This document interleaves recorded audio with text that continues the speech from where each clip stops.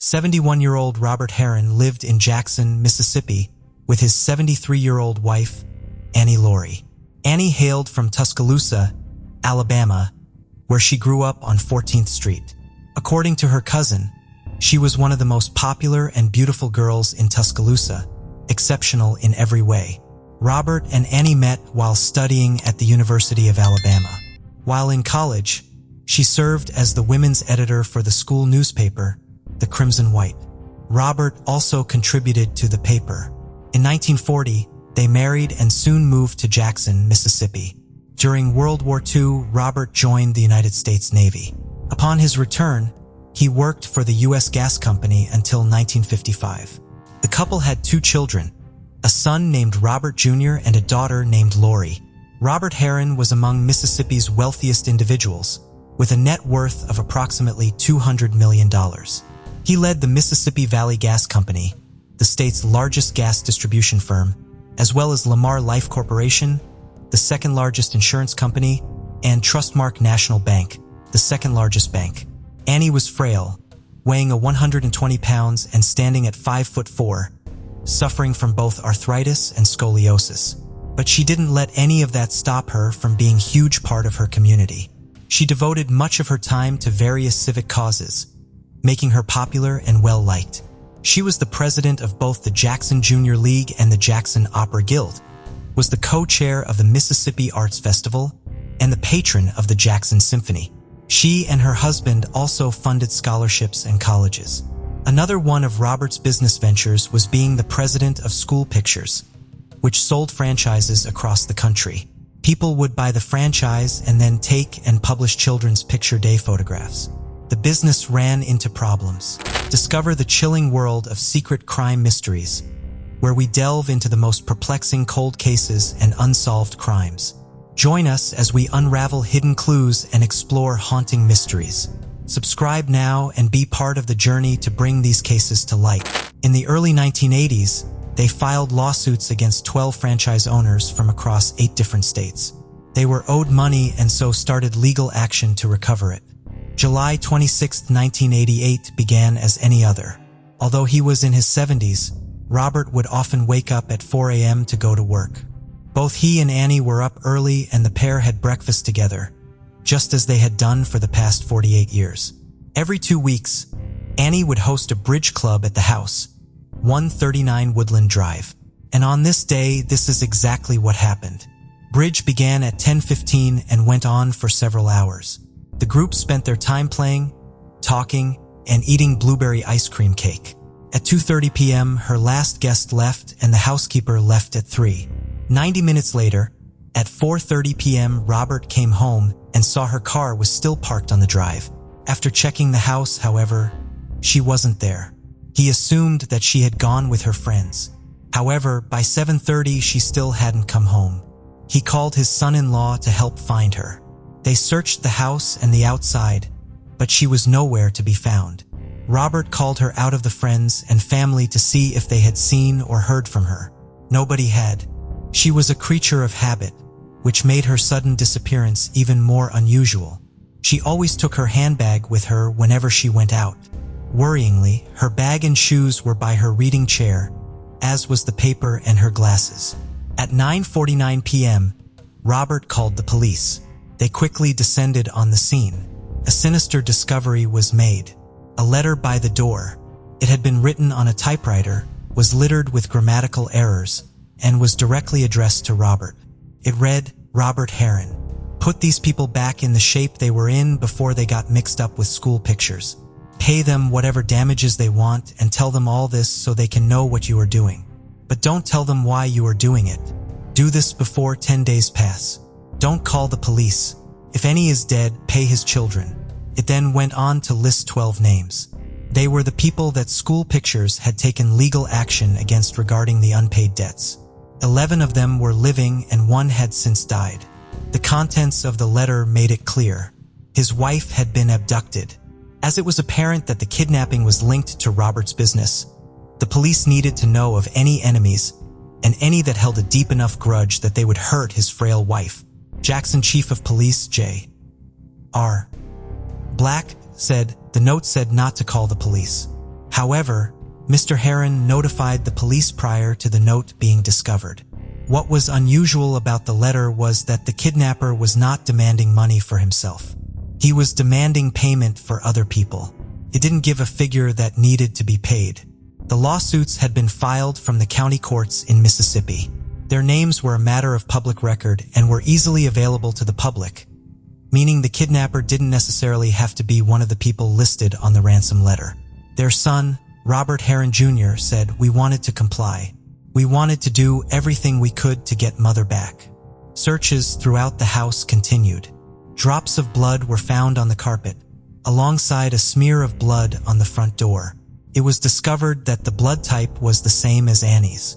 Investigators theorized that she had been overpowered by someone and potentially hit over the head with something that the smeared blood also pointed to.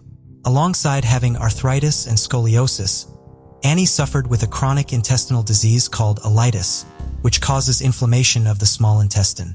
If she failed to take her medication, she would die within a matter of days. Her medication was still in the bathroom. The case involved multiple law enforcement agencies, and they called on the help of the FBI that very night. Across the investigation, more than 100 FBI agents were brought in. The FBI contacted attorney James Tucker, who could advise them on the complex legal issues as the case continued to unfold. As day broke, evidence technicians and FBI officers were still trawling through the house, gathering as much evidence as possible, including handwriting samples and notepads, to see if the letter had been written using paper from inside the home. It also meant they could rule out any handwriting if more communications came through. They had officers tap the phone, just in case the kidnappers called. Due to the nature of the case, the media put a 24-hour blackout on the story, and her abduction was not reported on. 36 hours had now passed since the abduction, and police were hopeful that the test carried out on the ransom letter would give them a solid lead. The paper didn't match any paper found inside the Heron residence. They also compared the typeface of the letter to every single typewriter manufactured in the 20th century. Tests confirmed that it was a royal typewriter that had been made between 1912 and 1927. No other information or evidence could be garnered from the letter, including fingerprints. One of the Heron's neighbors, a doctor who lived down the street, reported to investigators that he had seen a white van parked near his house. He said he initially thought nothing more of it, but found it strange when he came home later and it was still parked in the same spot. He approached the driver of the van, who was reading a map, and asked if he needed anything. The driver was agitated and responded by asking if it was illegal to park in the neighborhood. A few minutes later, the van drove off. Another neighbor also had something interesting to tell the police. 3 months earlier in April, they too had seen a white van driving around. Both times, the van would have had a clear view of Robert and Annie's house. This neighbor found the van to be so out of place and odd that they made a note of the license plate. Officers ran checks on the plates but discovered it had been stolen from a vehicle at New Orleans Airport. So this lead went nowhere. So determined with the FBI to find Annie, agents would actually move in with Roberts and live with him as the investigation continued. The police asked school pictures to go into their files and look at the records of the 12 people listed on the letter. They sent letters to the 11 surviving people asking what military damages they had and what, if anything, they wanted. They only got a handful of responses, with those who replied saying they didn't want anything. Within 3 days of the abduction, the FBI reached out to officers from areas that the 11 living people listed on the letter resided in to gather more information, and they began conducting surveillance operations on them. They needed to know if any of them had been in the area at the same time as the van or kidnapping. On August 3rd, the police made an announcement. They were looking for a Newton Alfred Wynne in connection with her disappearance. Wynne had been one of the names on the letter. Neighbors said that Wynne generally did match the driver of the van. And that very day, he went in front of a grand jury and said he had no knowledge of what had happened to Annie. The investigations continued. As the days passed without any more leads, agents spoke to Robert Heron, and it was agreed that a press conference would be held. More than 10 days after her abduction, Robert made an appeal to the kidnappers. Her story quickly became news across the country, with major news outlets including the New York Times, Time magazine, and the Washington Post reporting on it. Following the press conference, the hope was that the kidnapper would be spurned into giving more information on how Annie could be released. It seemed to work. August 15, 1988. A letter arrived, postmarked from August 12th, and from Atlanta, Georgia. The letter was dated August 10th. It said, "Bob, if you don't do what these people want you to do, they are going to seal me up in the cellar of this house with only a few jugs of water. Please save me." Annie Laurie, FBI experts said. It was her handwriting. The language on the letter was unusual. Family members said she would have used the word basement and not cellar, and bottles of water instead of jugs of water, making it apparent that the letter had been dictated to her. But this threw up another problem. If the wording of the letter had been decided upon by someone else, they had no way of knowing if the date of the letter was even accurate. Again, was vague. And so, in a desperate attempt to comply, Robert Heron had his lawyers find out exactly how much the people in the lawsuits had been sued for. He then sent them all checks.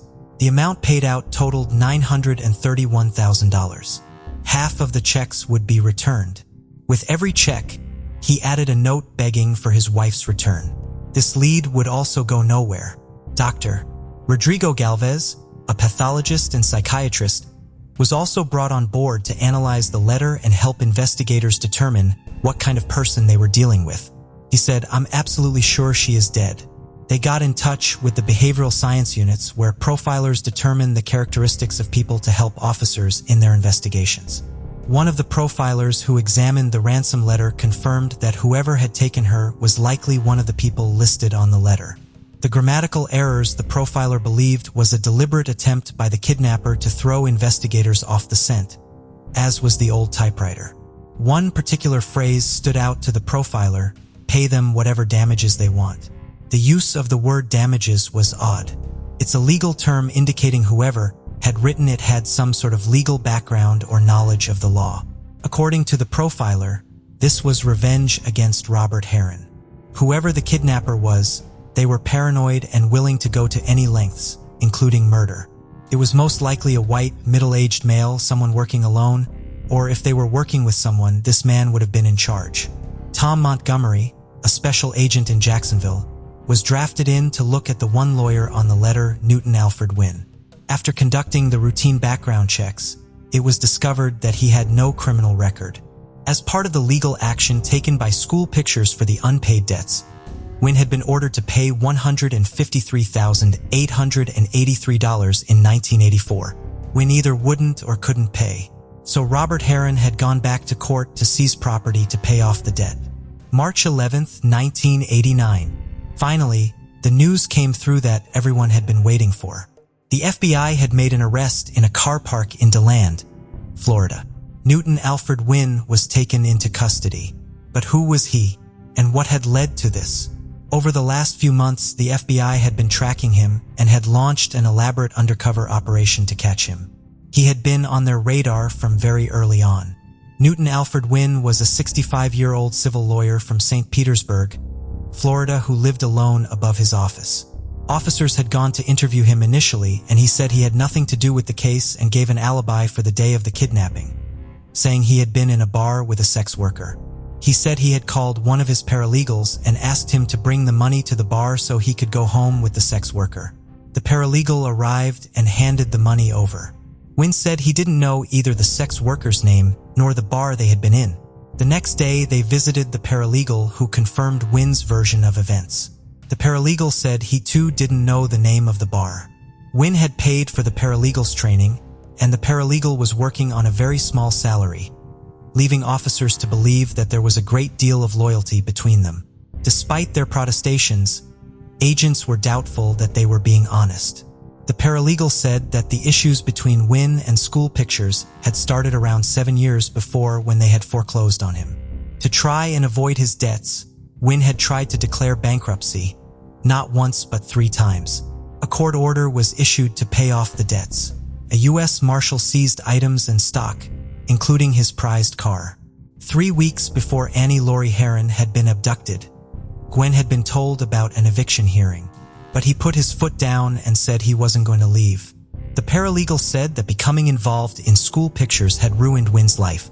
They pulled information on the paralegal's vehicle and vehicles that belonged to friends and associates of Wynn. They found that the paralegal had a white van registered to him, a white van that Wynn had used. An agent went to speak with the previous owner of the van. She revealed that the person who had bought the van was Wynn. She described his behavior as strange, and he told her he didn't want his name linked to the van in any way, so she had left the buyer's name on the receipt blank. It was revealed that the van had been in a repair shop on the day Annie Laurie Heron had vanished.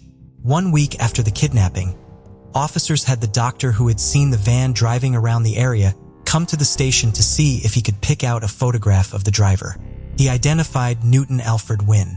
The other neighbor who had seen the van was also able to pick Wynn out as being the driver. They kept him under surveillance, hoping he would lead them to Annie Laurie Heron. When Robert Heron had sent the checks out following the handwritten letter from Annie, according to Wynn's paralegal, when Wynn opened the check to the sum of around $145,000 and read the note begging for Annie's return, he responded saying, "This is not what I wanted. What he wanted was his property back." Wynn sent the check back and added a note saying he hoped Robert would find his wife safe and well. 2.5 months after Annie's abduction, her case would be featured on the hit show Unsolved Mysteries. After the episode went out, hundreds of tips began to come in, and one in particular stood out. An anonymous caller contacted the police and told them that if a man called Newton Alfred Wynn was on the list, they needed to look at him. When agents realized she was a spiritual advisor, they weren't entirely sure but soon learned she had a strong reputation amongst law enforcement and had helped them before. She explained to them that she had met Wynn 4 years ago. He had sought her advice about the issues he was having with school pictures. She told him that the courts were the best way for him to pursue action against the company. He said he had already tried that. He said to her, he wanted to abduct the company's head and hold them hostage until his demands were met.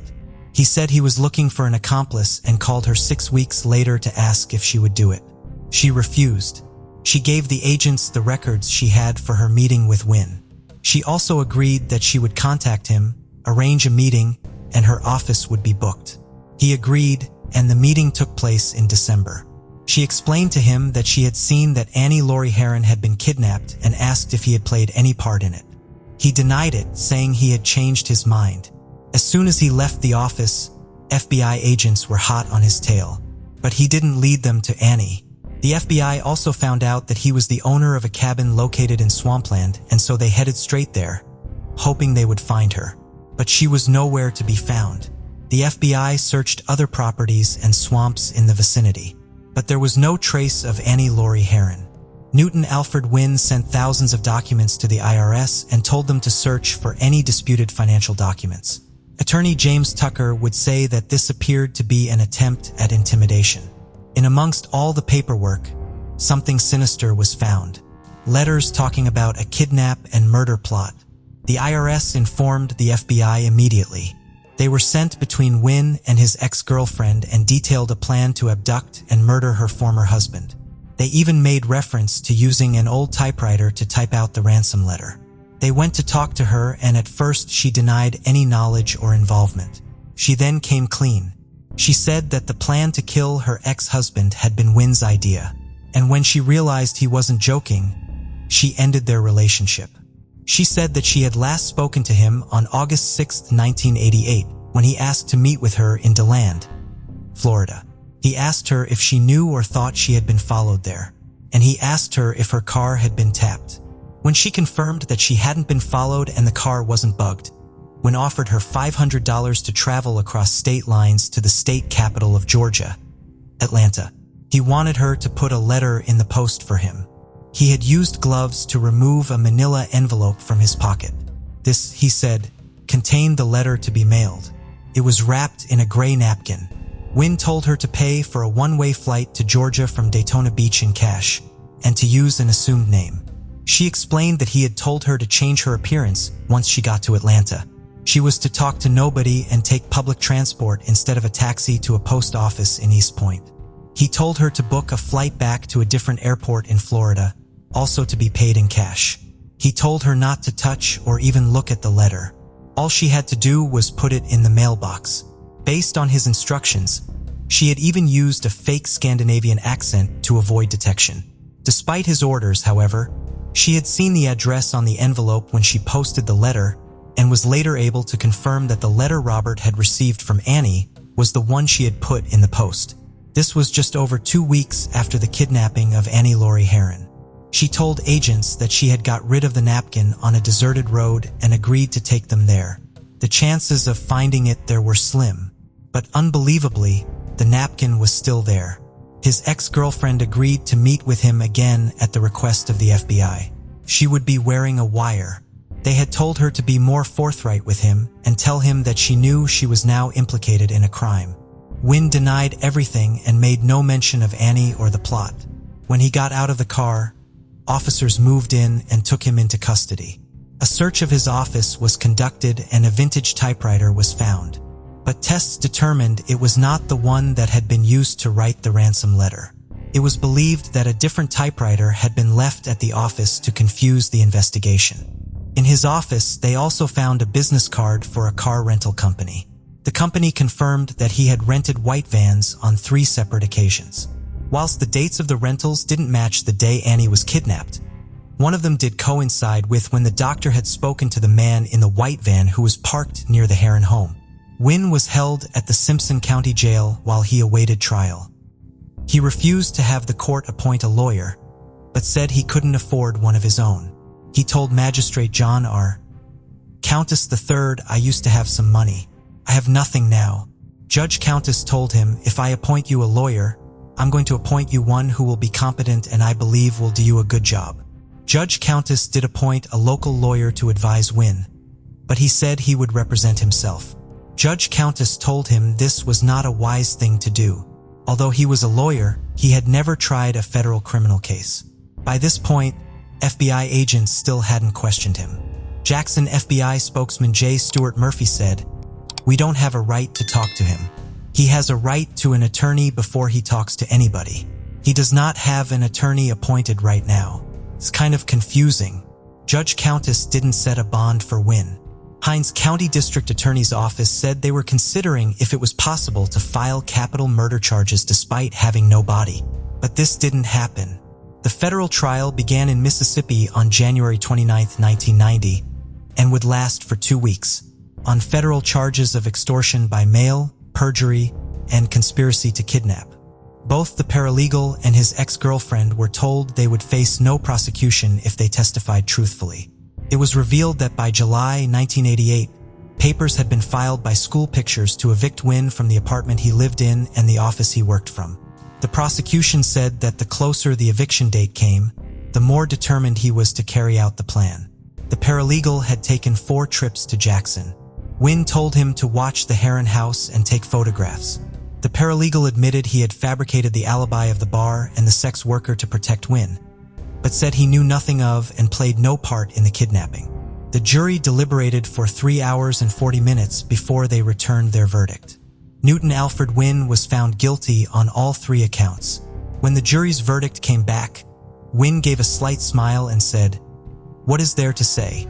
He was sentenced to 19 years 7 months in prison. Her family and loved ones cried as the verdict was read out. Her son said, "We're informed that the investigation into whatever happened to my mother is continuing, and on that basis we're very pleased with the result reached today." Wynn's sister said, "It's not always the right verdict. I don't think he's guilty. He's not that kind of person." Prosecutor James Tucker said it could not be proven that Wynn had actually been the one to commit the abduction, but they were sure he had played a part in the plot. Wynn would appeal his conviction. It went before the U.S. Court of Appeals, but was flatly denied. Wynn would be released in April 2006, but maintained he had nothing to do with the kidnapping of Annie Laurie Herron, nor the extortion plot against her husband. Newton Alfred Wynn died in 2012. 2 years after the disappearance of his wife, Robert Herron sadly died in November 1990 at the age of 73, following a heart attack. He died without ever finding out what had happened to his beloved wife. Annie Laurie Herron was declared legally dead in 1991. A memorial bench was put up by her husband's grave in Lakewood Memorial Park. Robert Jr. spoke about the complex emotions they were all dealing with as a result of his mother's abduction. "We've had a terrible loss. I think all along there has been a real mix of sadness and anger. It has been nearly 34 years since Annie Laurie Heron disappeared. She has never been found and her whereabouts remain unknown. It is the hope of her family that she will one day be found and they will finally have some comfort in knowing her fate and being able to lay her to rest. If you have any information relating to the disappearance or whereabouts of Annie Laurie Heron, please contact the Federal Bureau of Investigation, Jackson, Mississippi Division." Before we continue, 90% of you haven't subscribed to our channel, so if you like this video, please subscribe. It motivates us to make more content for you. Okay, let's continue. On November 17, 2012, an eager group of amateur treasure hunters gathered at an abandoned coal mining site on Alden Mountain in Newport Township, Wilkes-Barre, Pennsylvania. They selected this location because it had once hosted a bustling coal industry, with mines scattered throughout the area. As the world shifted away from coal and fossil fuels, the mine closed, leaving behind artifacts for future generations to uncover.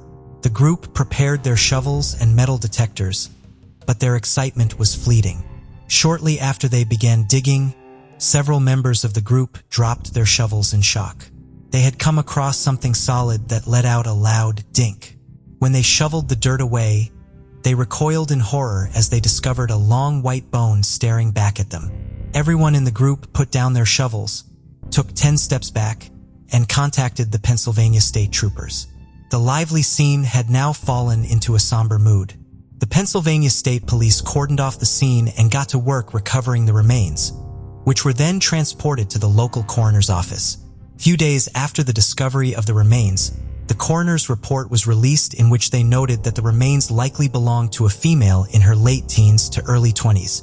Her race was listed as unknown, but possibly an admixture of Caucasian, Hispanic, or Native American.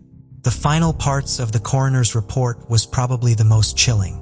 It listed that the girl likely met foul play all the way back in the 1960s.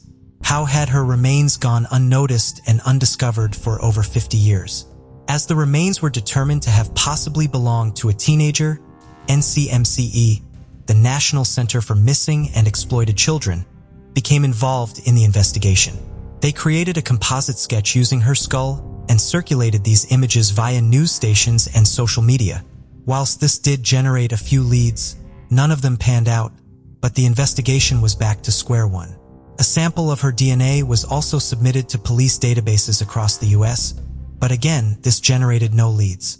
Missing person cases were cross-referenced, but their leads fell apart each time investigators got close.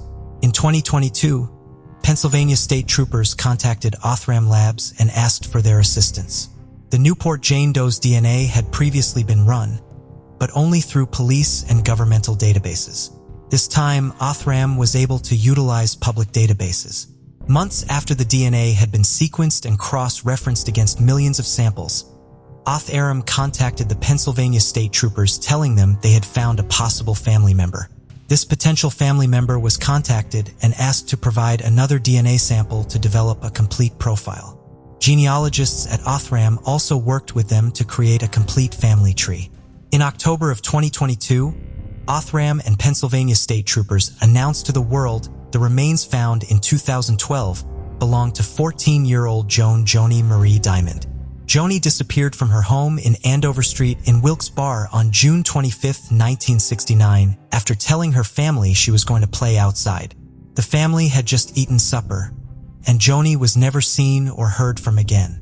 The Pennsylvania State Troopers are investigating what happened to Joni. Anyone with information is asked to contact the Trooper Edward J. Urban of the Pennsylvania State Troopers.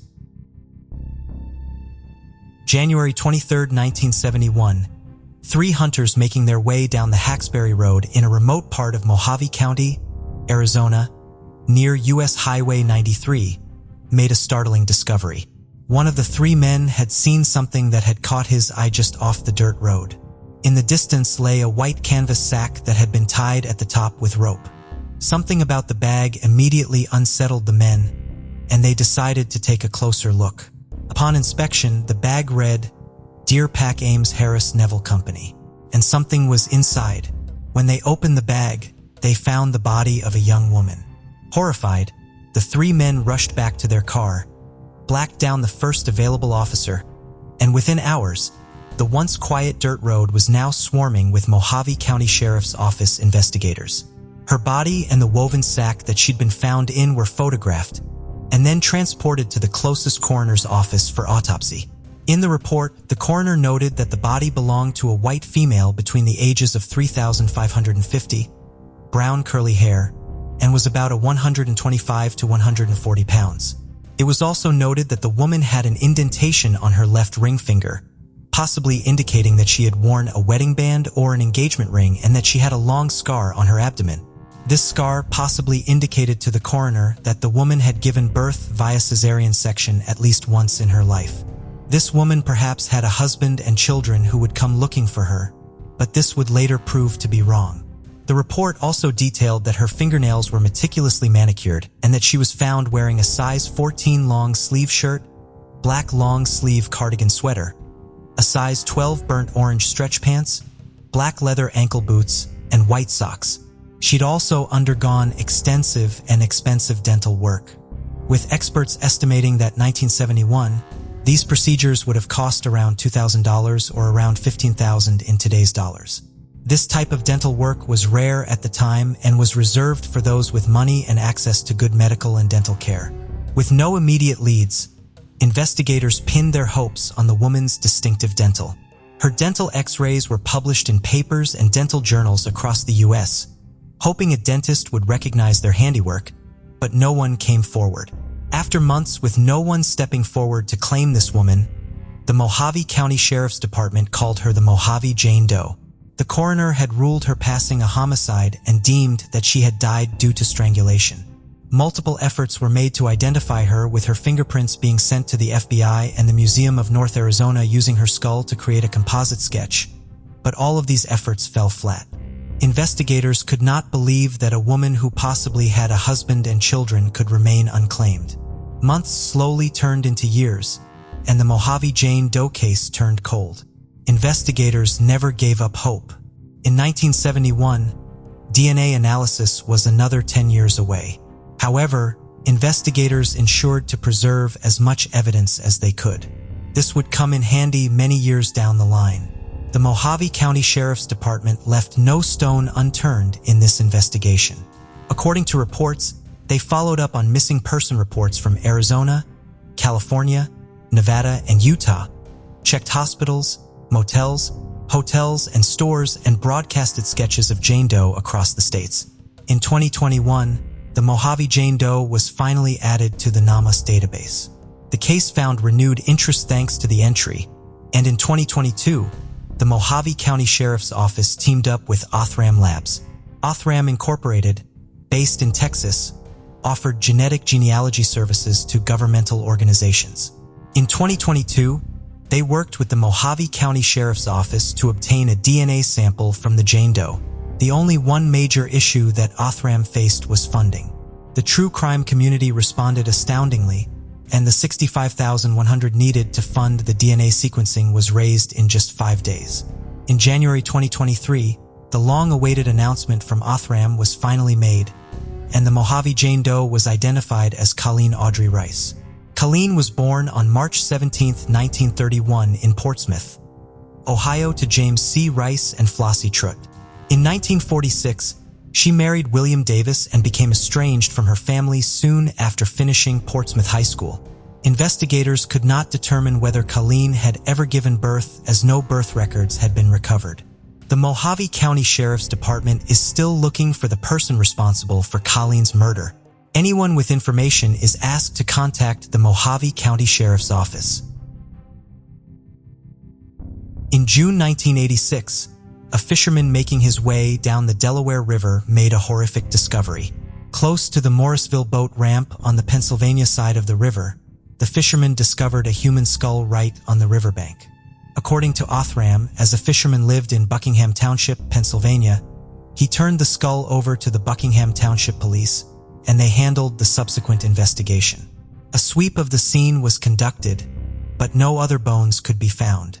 Coroner confirmed that the skull was human and likely belonged to an adult male. As the remains discovered were only partial, investigators had a hard time creating a profile. They could not cross-reference missing persons cases in the area as the skull had no identifiable characteristics. In 1986, DNA testing was still in its infancy, and with few leads, the Buckingham Township Police called in the Bucks County John Doe. The coroner had also been unable to determine the cause of death, only adding to the mystery. Investigators had a few ideas about who the skull belonged to, but the case went nowhere without concrete evidence. For decades, the case remained cold until 2019, when the Bucks County Coroner's Office took possession of the remains. Once in possession of the skull, the coroner's office entered it into NAMUS, hoping that this would aid in identification in the future.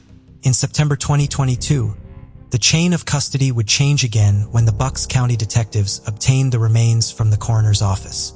This group of detectives then reached out to Othram Labs, one of the most prominent players when it comes to DNA sequencing and genealogical analysis.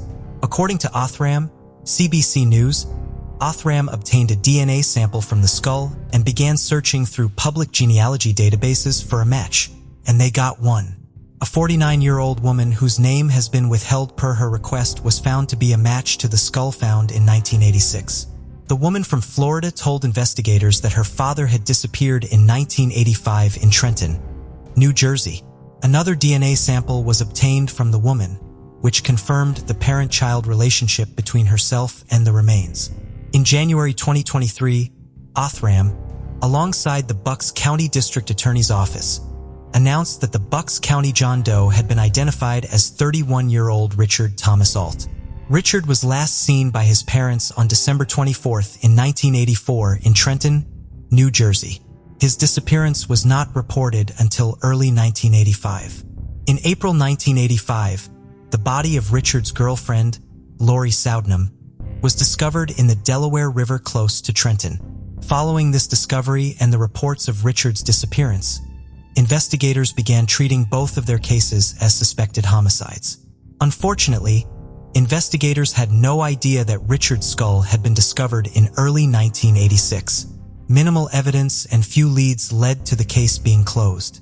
Neither investigators nor Richard's family had any idea that his body had been found just 8.5 miles away from the Pennsylvania side of the Delaware River. Bucks County District Attorney Matt Weintraub told CBS News, quote, "I hope that this powerful combination of technology and genealogy becomes a template for solving cold case and current cases now in the future. I can't imagine having lost a family member for even a day, let alone 37 years. That wait is now over for Mr. Alt's family. I'm just glad that we could give them some peace of mind with this identification and the eventual return of his remains to his family." The Bucks County District Attorney's Office has reopened the investigation into Richard's death. Anyone with information is being asked to contact the District Attorney's Office. On Tuesday, March 6, 2012, a woman was navigating a barge down Regent's Canal near Broadway Market in London. She paused at Acton Lock. As the lock filled with water, the side of the boat struck something. A suitcase. The suitcase suddenly burst open, revealing its contents. Inside was a female torso. The torso bore a small tattoo of a bow on the lower back, which helped authorities identify the body. It belonged to a woman who had been reported missing days earlier, 29-year-old Gemma McCluskey. Gemma McCluskey was born on February 5, 1983. As an adult, she lived with her mother, Pauline, and her 35-year-old brother, Tony, a window cleaner, in a flat on Pelter Road in Shoreditch, London. Her mother had been seriously unwell. After going to hospital to remove a brain tumor, she had contracted MRSA. MRSA is commonly referred to as a superbug as it's resistant to various antibiotics. She was also close to her father Anthony and her other brother Danny. Standing at just 4'11", her personality packed a huge punch. Her father said she was a great character and never heard anyone say anything negative about her. In 2000, Gemma was cast to star in one of the UK's most popular soap operas, EastEnders.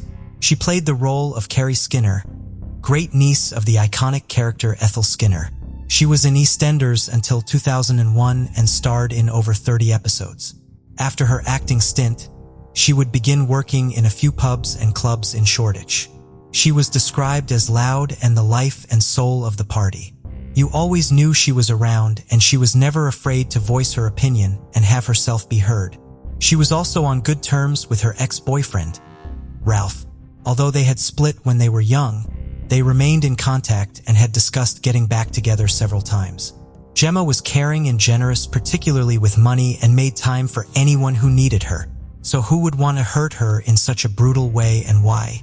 On Wednesday, February 29th, she attended the opening of the Royal London Hospital in Whitechapel. As the daughter of a friend would be performing as part of the opening, Gemma had offered to film it. The following day, March 1st, 2012, Gemma had seen her friend Erica, who lived in Mile End. A couple of days later, Gemma's friend Carly received a message on Facebook from a mutual friend asking if she had seen Gemma. Carly explained that she hadn't and asked what the problem was. She was told that Gemma had gone missing and nobody had had contact with her for a couple of days. Gemma had a big friendship group, and when she failed to reply to any of their calls or messages, concerns were raised even more. Gemma was working in a club on Kingsland Road at the time of her disappearance. Her brother Danny went to the club to speak to staff there, hoping they knew where she was. But, just like everyone else, they too haven't seen her. She was due to be on shift there, but had failed to turn up. Gemma was a full-time carer to her mother, supporting her through her various health issues. So her sudden disappearance without explanation was even more alarming. Saturday, March 3rd, 2012. Tony, Danny, and one of Gemma's friends went to the police station to report her as a missing person. As he had been the last known person to see her, Tony's accounts of her movements were vital. Tony gave 3 different answers and couldn't remember when he'd last seen her. Danny became annoyed with his brother, believing his inability to give a straight answer was due to his long-standing drug abuse. His poor recollection as a result made it very hard for the detectives. Tony and Gemma were known to have a strained relationship. Anthony asked Tony if he and Gemma had had an argument on the March 1st. Tony said that he had failed to turn off the bathroom taps, causing it to flood due to the amount of cannabis he had smoked, leaving Gemma incredibly annoyed and frustrated. When Gemma saw Erica on the March 1st, they had talked about the argument over the flooded bathroom. Whilst there, Gemma had received a call from Tony, and there had been another argument with Gemma telling him how disappointed she was in him. Erica would later say, she was very annoyed, verging on angry. Her mother had left her in charge, and she was sick of him smoking so much. That's why he overflowed the bath. She wanted to chuck him out. I said, well, give him another chance. Anyone can make a sort of accident. Give him one more warning and leave it at that. But she was quite adamant. She seemed to have made her mind up. On the Saturday that she had been reported missing, Erica rang Tony. He told Erica that Gemma had been very annoyed at him flooding the bathroom, and so he'd gone to his room. He said that when he came down at 6 p.m., her keys were left on the table, but she was gone. When Erica spoke to him later, the stress of the situation was apparent. Tony was upset and crying, saying he had been struggling to eat and sleep properly. Erica invited him round, saying she would cook him dinner to try and take his mind off it. But he declined, saying that if Gemma came home, he wanted to be there. To try and get the word out there about her disappearance, her friend contacted the local newspaper. Elsa Kvist was a reporter working for the East London Advertiser when the call came in. She said her ears pricked up when she heard that Gemma had been an actor on EastEnders. She decided to call Gemma's brothers. She said Danny was clearly emotional, whilst Tony was much calmer, unlike when he had spoken to Erica. On Monday, March 5th, the search efforts began in full force. Her cousins Nikki and Kiri organized searches to try and find her, and missing persons posters were being put up everywhere. The hashtag #FindGemma was circulating around social media as the search efforts ramped up to find her. Carly also began printing missing persons posters and leading search parties. She said she was in contact with Tony, who said he was sure his sister would be found safe and well. The case would then take a deeply disturbing turn. Whilst at the flat with family and friends as they awaited any news, Tony received a series of sinister phone calls on the March 6th. The first call told him that if he wanted to see Gemma alive, Then £2 million needed to be taken to Benfleet International Station. The second call told him he also needed to bring $500 worth of Iraqi dinar.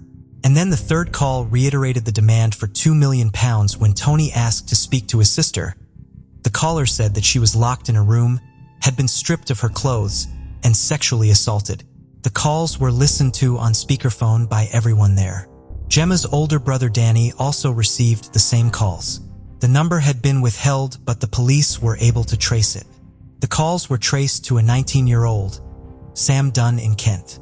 And on the March 8th, a search warrant was executed for his home address and Dunn was arrested. Despite the hopes that this was a strong lead, it was discovered that they were nothing more than a cruel hoax. Dunn had seen the phone numbers on the missing poster. In his interview with police, he said he was with his friends who were talking about calling the numbers on a missing persons appeal that they had seen on Facebook. He said that although he and others had shouted fake demands, he hadn't been the one to call the numbers. But this contradicted what the witnesses had heard on the calls. They had heard only one voice. He denied the charges but would later change his plea to guilty. At Medway Magistrates Court, he was sentenced to 6 months in prison for 4 charges that would run concurrently. This hoax left everyone back at square one. One thing that had stood out to investigators and others was the contrast between Danny and Tony's behavior. Danny was out looking for his sister while Tony stayed home, saying he wanted to be there in case she returned. When Tony discovered that a national newspaper had picked up the story, then he came to join the search efforts. What was worrying for those who knew Gemma was that the tensions in the house had been growing as her brother had become increasingly addicted to a powerful cannabis strain called skunk, sometimes smoking between 15-20 joints a day.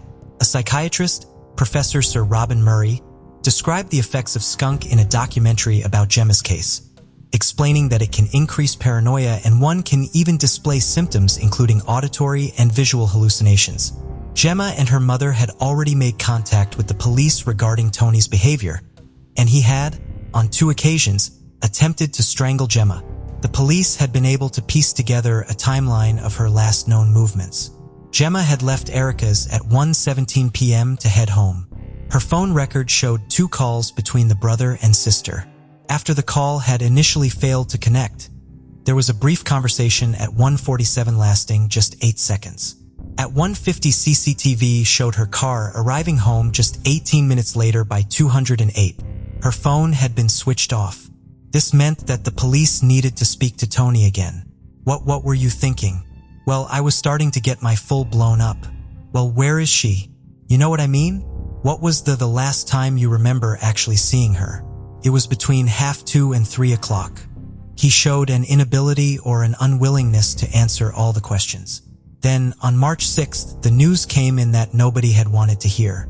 A woman's torso had been found in a suitcase in the canal. It was later identified as Gemma McCluskey. D.I. John Nicholson, who was part of the investigation, and a family liaison officer were sent to Anthony's house telling him that they had found a torso believed to be Gemma, leaving her family and friends completely broken and devastated. Following the gruesome discovery, D.I. Nicholson contacted a clinical forensic psychologist, Adrian West, to try and shed more light on the case.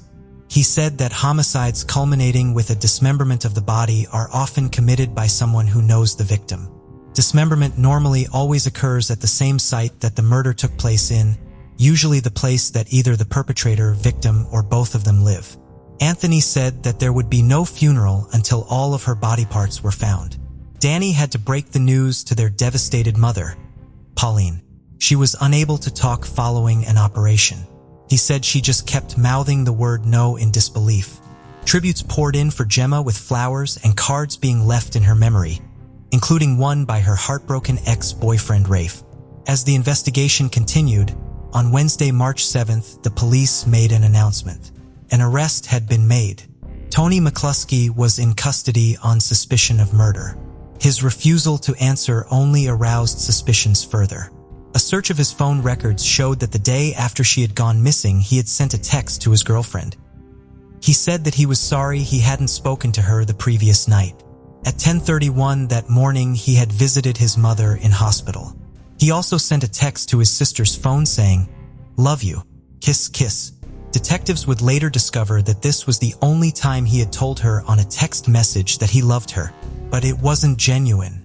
It was part of his cover-up plot, texting her and pretending that she was still alive. It is believed that Gemma was murdered shortly after arriving home at 1:50 p.m.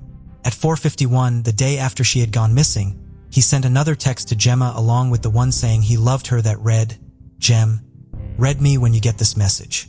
What are you having for dinner? Are you working tonight? Kiss, kiss." Then the police had a major breakthrough, the one that they had been looking for. They discovered that Tony had contacted a taxi company using the name Tom. The CCTV showed Tony dragging a heavy suitcase into the taxi. When the driver asked him what was in there, Tony said it was a sound system. He then asked to go to Dunstan Road near Regent's Canal. The driver remembered how Tony had struggled to get the suitcase out of the car. A student was out on her balcony by Acton Lock. She saw a man dragging a bag down by the water. Tests of the taxi revealed traces of Gemma McCluskey's blood. On Saturday, March 10th, Tony McCluskey was charged with murder. He was remanded in custody and appeared at the Old Bailey courthouse from Brixton Prison via a video link. There was no application for bail made. The disturbing evidence would continue to mount. A search was conducted of the flat that Gemma and Tony had shared, and blood drops were found in the bathroom. A knife was also found with bloodstains on it. But what was unusual was, given the fact she had been dismembered, was there was no significant blood at the property or in the drains or plug holes. However, a small part of human matter coming from inside of Gemma's body was found on the cabinet in the bathroom. Police theorized that some sort of material or plastic had been put under her body before the dismemberment, and then Tony had extensively cleaned up around her, accounting for the lack of blood at the crime scene. He was seen on CCTV on the Friday morning, the day after her murder, purchasing bin bags, cigarettes, and a newspaper. Gemma's legs were found by police divers over the following 2 weeks in plastic bags. A Scotland Yard spokesman said, "The Marine Support Unit recovered the legs from the canal on the Broadway Market stretch where Miss McCluskey's body was found. We are waiting further tests to determine the identity of the limbs, but we believe it belongs to Gemma McCluskey." The arms were also found. Police were called at 9:35 on Monday to report of an arm being found in the Regent's Canal in Hackney.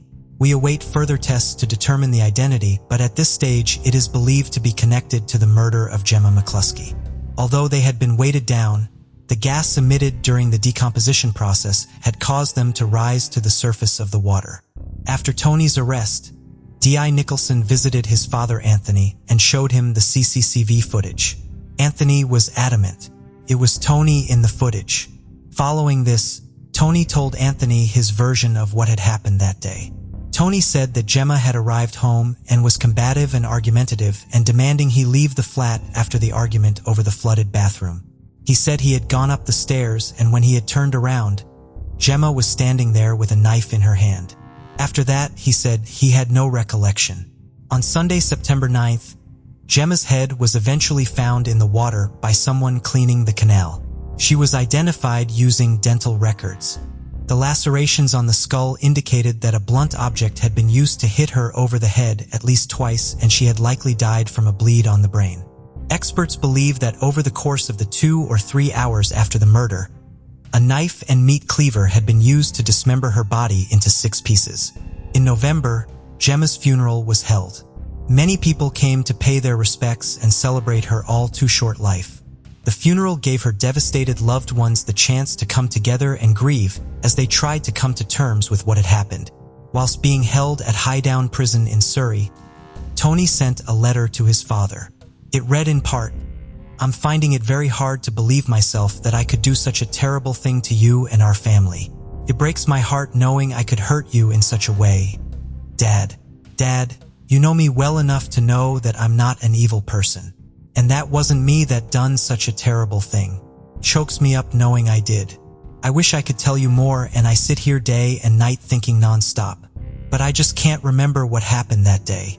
I've always been the quiet one, the one that wouldn't hurt a fly, the one that would do anything for our family. I just hope you can forgive me." Monday, January 14th, 2013, the trial of Tony McCluskey began at the Old Bailey courthouse in London.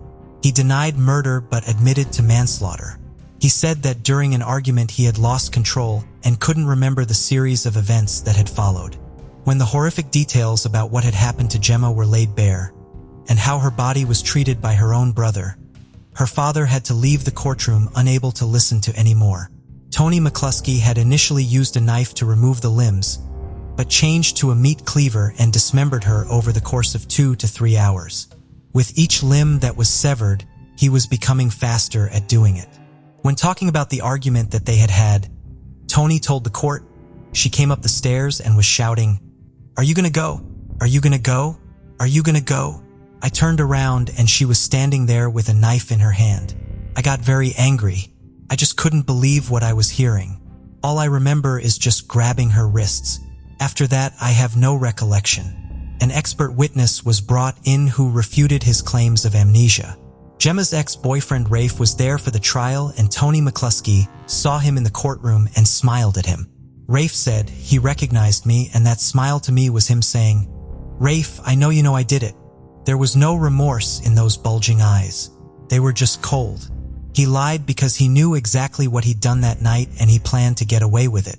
Tony McCluskey's barrister suggested that Gemma had taken cocaine that day, something her friend Erica had denied, saying she didn't even smoke a cigarette, let alone drugs, never in her life. Mr. Crispin Eilert, the prosecution lawyer, said, "The defendant must have killed Gemma, no doubt in the course of a quarrel. He then dismembered her body before disposing of the body parts, including the head, in the canal." For some time, there had been tension between Miss McCluskey and her brother. To Gemma, this was largely as a result of the defendant's habitual use of cannabis and its most toxic form, skunk.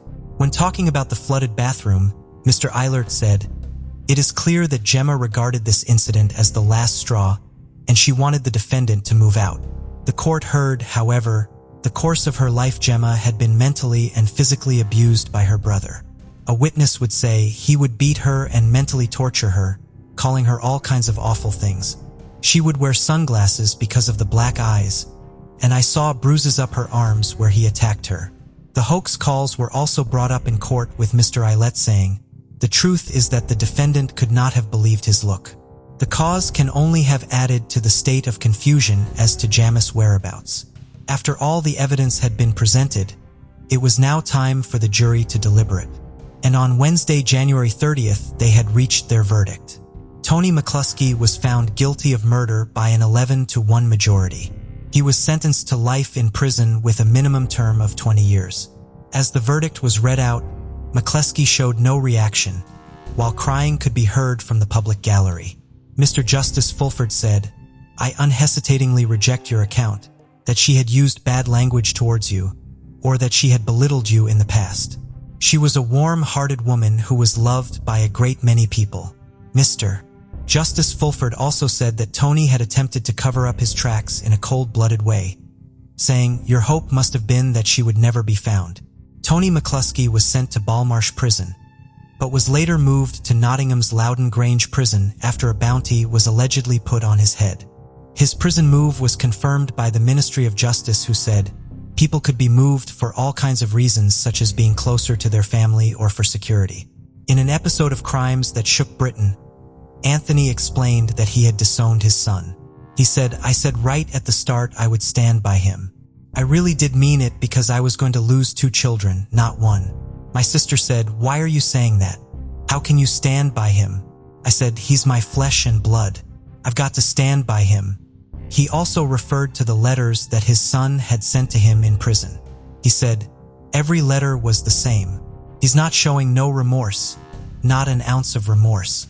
He doesn't mention her name. I'm trying to support and look after him, but he's not showing no remorse." And that was it. In the end, I went, "I've had enough, Tony." The devastation caused by the murder of Gemma McCluskey is impossible to comprehend. Her ex-boyfriend Rafe said, "I know that Gemma would want me to think about those great memories, and I always will. She will always be the love of my life." More tragedy would strike the family in 2013. Gemma's mother, Pauline, whom Gemma had cared for through her various devastating health issues, passed away. There are only two people who know exactly what happened in the flat on Pelta Road that day. One can't talk and the other refuses. Anthony's wife Carol said, "I've watched my husband slowly become a broken man. There has always been laughter in our house, but now it is very rare." Gemma McCluskey was a feisty and caring young woman. She gave so much of herself to others and was always there for anyone in need. It is only right that she be remembered for the joy and light that she brought to so many people, and not by the brutal and devastating way that her life was taken.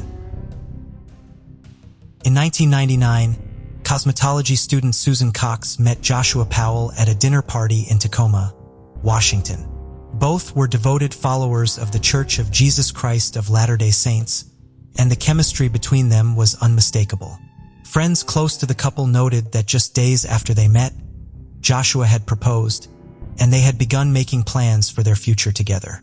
Susan was completely enchanted by Josh, and in 2001, the couple wed in a traditional LDS ceremony. Following their marriage, the two moved in with Josh's father, Stephen Powell, in South Hill, Puyallup, Utah. Stephen welcomed his daughter-in-law with open arms, but his behavior soon took a turn for the worse.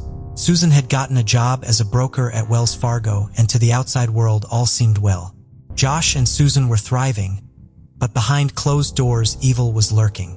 Stephen had taken a particular liking to Susan. In the 3 years the couple lived with him, his behavior escalated to stealing her underwear to filming her without her consent. Susan was disgusted by Stephen's behavior and attitude towards her, and things came to a head when she discovered he'd been writing love songs dedicated to her. He would later tell the Today Show, "I wasn't going to turn down an opportunity with this beautiful woman, even though she's my son's wife." One of the songs, titled "Waiting for You," included lyrics such as, "I could be getting a mistaken impression. Each time you seem to gaze at me, you let me touch you softly. Why is the question, and the effect amazes me." In 2004, the Powells were relieved when they moved to West Valley City and finally got away from Stephen. Little did Susan know that Stephen's bizarre behavior was just the tip of the iceberg. She had jumped out of the frying pan into the fire being Josh's controlling and abusive behavior. Now that the two were alone, Josh exerted complete control over his wife, making her life miserable. He began to withdraw from the LDS Church, something that Susan was passionate about, and he remained in close contact with his father, Stephen, despite his inappropriate behavior towards Susan. By 2007, Susan and Josh had welcomed 2 sons, Charles, born 2005, and Braden, born 2007. Susan dove headfirst into motherhood and was known to be a loving and devoted mother. She juggled her job as a broker with her job as a parent, whilst Josh was in between jobs. It was apparent to those outside the marriage that cracks were beginning to show.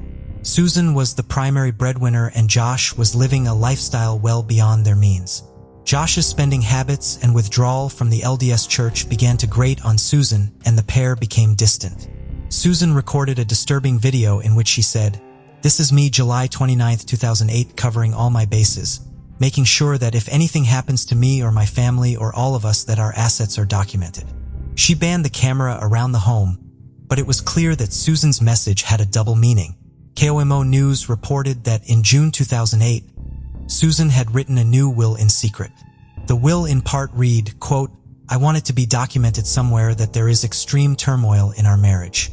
Josh threatened that if we get a divorce, there will be no lawyers, only a church mediator, and I will ruin you." She also stated that Josh had told her, quote, "You, Susan, will be destroyed and your life would be over and the boys will not grow up with a mom and dad." Final paragraph chillingly read, quote, "If I die, it was not an accident, even if it looks like one." Just over a year later, Susan Powell disappeared under mysterious circumstances. December 6, 2009 started like any other day for the Powells.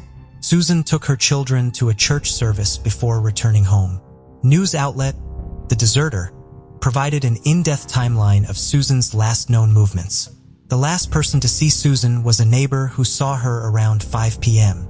Susan had made dinner for the family before taking a nap as she felt unwell. After this, what happened to Susan remains a complete mystery. The next day, on December 7, 2009, the West Valley City Police Department received a call from a babysitter of Charles and Braden. The pair failed to attend daycare that morning, and Josh and Susan were both unreachable. Their families had also tried to contact them to no avail. The West Valley City Police Department quickly began the search for the Powell family, fearing that the worst may have occurred. Hours later at 5 p.m., Joshua and the boys returned to the West Valley family home without Susan. Josh's behavior was noted as very strange and erratic, and when officers entered the house earlier that day, they found that 2 fans had been blowing on a wet spot on the carpet. Susan's purse, wallet, and ID, bank cards were found inside the home, but her cell phone was missing. Upon his return, Josh told the investigators a bizarre story of how he had whisked his kids away on a late-night camping trip to Simpson Springs in Utah. He claimed that Susan had been asleep when he left because she felt unwell. Investigators found that hard to believe that Josh had taken 2 small children into the woods in the freezing December weather. Data indicated that on December 7th, Utah experienced highs of 7 degrees Celsius or 44 Fahrenheit and lows of -17 Celsius and 1 degree Fahrenheit with blizzard-like condition.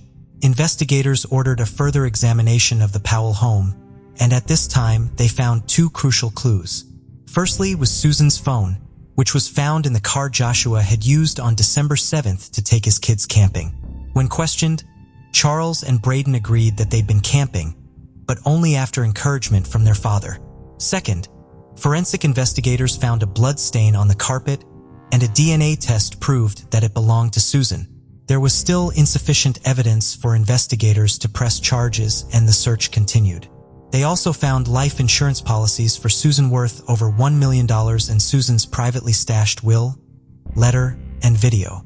Josh tried to return to normal following Susan's disappearance, despite the circumstances and the media circus that followed. News outlets quickly discovered Stephen's bizarre obsession with his daughter-in-law, Susan, and soon the blame began to fall on Josh. Charles and Braden gave chilling accounts of what happened that cold December evening once they were away from the influence of their father. Charles told a teacher that Susan had been with them on their camping trip, but that she hadn't been alive. Braden also drew a picture of the van, similar to the Chrysler minivan the Powells owned, with the picture depicting his mother sleeping in the trunk of the car. Things would take a sickening turn in 2011 when the full scope of Stephen's obsession was revealed after he was arrested for voyeurism, inappropriate child materials. It was also around this time that Josh lost custody of his 2 sons, and they were placed in the care of their maternal grandparents. Investigators slowly began piecing together the puzzle and getting closer to arresting Josh. It became evident to investigators that Josh was a narcissist who emotionally abused his wife and controlled her life, but the unthinkable would happen before action could be taken. February 5, 2012 is a date that Susan's parents will never forget. That afternoon, Elizabeth Griffin Hall arrived at Josh's home with Charles and Braden for a supervised visit. Psychologist Dr. James Manley, who had undertaken Josh's psychological evaluation, noted that he suffered with adjustment disorder and narcissistic personality disorder. Before Elizabeth could enter the door, Josh slammed it in her face. She heard the locks clicking from inside and immediately began to bang on the door. She told Josh to let her inside and desperately called 911 to get some backup. Elizabeth stood on the side of the road outside of the home, waiting for the police to arrive to retrieve the children. Just minutes later, the Powell home exploded and erupted in flames. Charles Joshua Powell was 7 years old. Braden Timothy Powell was just 5 years old. Emergency responders arrived, but it was too late. Investigators found that Josh had taken an axe to his sons before dousing them in gasoline and setting the home on fire. He had sent an email to his lawyer stating that he was sorry, and he also sent goodbye messages to his family. Investigators were heartbroken by the conclusion of this bizarre situation. In 2013, Michael Powell, Josh's brother, who was also believed to have some involvement, also took his own life. Almost all possible suspects and witnesses in Susan's disappearance are now gone. Stephen didn't provide the police with any valuable information, and following his release in 2017, he too would pass away due to natural causes. This investigation had led the police on a wild goose chase, and despite $1,000 in cutting-edge techniques, the West Valley City Police Department were no closer to solving this case than they were in 2009. Investigators believe Susan's body may be buried somewhere in Simpson Springs or the surrounding Utah wilderness. With all potential witnesses and suspects now deceased, investigators are holding out for new information or evidence to surface. Susan's disappearance encompasses so many bizarre tales and stories. It's hard to discern what is the truth and what is a red herring. Susan Marie Powell is described as a white female with brown highlighted hair, blue eyes, 5'4", and 130 pounds. She was last seen wearing a long-sleeve black shirt and black dress pants. Anyone with information is asked to contact Detective David Greco of the West Valley City Police Department. Angela Mae Meeker was just 2 days away from her 14th birthday when she disappeared on July 7, 1979. Angela, who lived in Tacoma, Washington, was known to be a bright and outstanding young student. At the time of her disappearance, she was in junior high and was doing well. That afternoon, Angela headed to the Tacoma Mall to buy a birthday card for her friend. A friend of Angela's would later come forward telling investigators that he had spotted Angela walking on the side of the road. This friend rolled down his window and discovered that Angela was headed for the mall. He offered her a ride and Angela jumped into the passenger seat. According to this friend, he dropped her off outside the Payless store close to the mall. This is believed to have been the last time she was seen. Angela never turned up for her joint birthday party that evening. Angela's mother knew that her daughter frequently disappeared for a few days at a time, but she eventually always returned. When Angela's birthday passed and there was still no sign of her, her family reported her missing to the Tacoma Police Department. They too were wary of Angela's past behavior, but her mother convinced them that this time was different. She felt it in her gut. As reported by the Charlie Project, it would take 2 years for Angela to be listed as a missing person. Not much is known about the subsequent investigation, but at one time it was believed that she was another victim of the Green River Killer, Gary Ridgway. However, there's no concrete evidence to back up this theory. A local news reported that 6 months after Angela's disappearance, another 13-year-old went missing. This girl was found murdered 12 days later. Angela was known to hitchhike, and her mother believes that she may have hitchhiked on the day that she disappeared. Until Angela's body is found, it's almost impossible to speculate what happened. As the years have passed, Angela's case has grown colder and colder. Very few leads and tips come into the Tacoma Police Department, but they believe someone out there knows something. They told the media, quote, "If there are people who knew Angie that might have any information about what was going on in her life at the time, relationship she was in, if they have any information or even speculation about what happened to her, I'd be interested in hearing about it." If still alive today, Angela Mae Meeker would be 57 years old.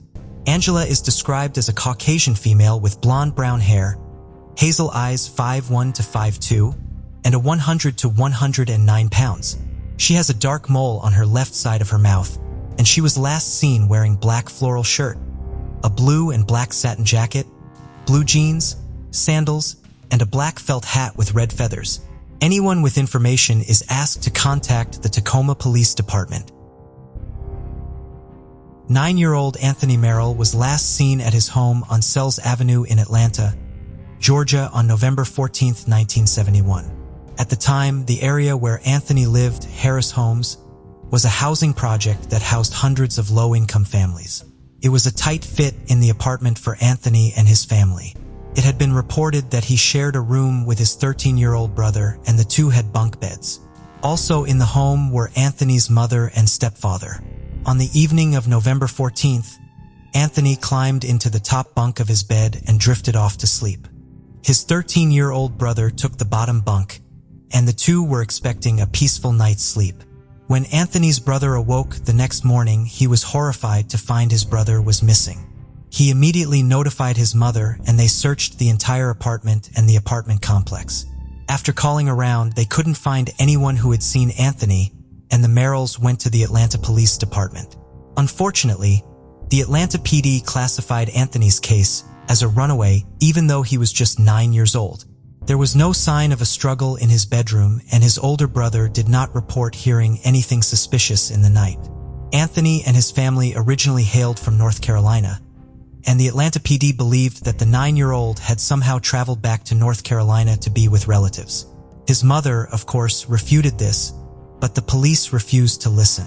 When the police failed to find any sign of Anthony in Georgia or North Carolina, they finally listed him as a missing person. Whilst Anthony's mother said that her son had no reason to run away from home, Anthony's brother told a different story. His brother claimed that their stepfather was violent and had even once stabbed their mother. Anthony's brother does not believe that he ran away from home and believes that his stepfather likely holds answers to what had happened to him. If Anthony was still alive, he would be 61 years old. At the time of his disappearance, he was described as a black male with black hair, black eyes, pound 5.2.95.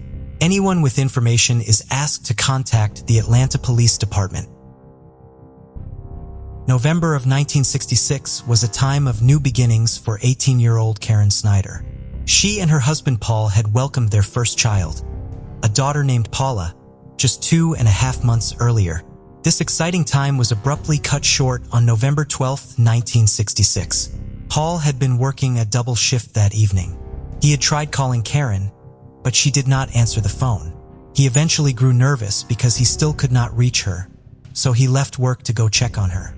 He arrived at his family's home in the 400 block of Wilson Avenue in Calumet City, Illinois, just after 11 p.m.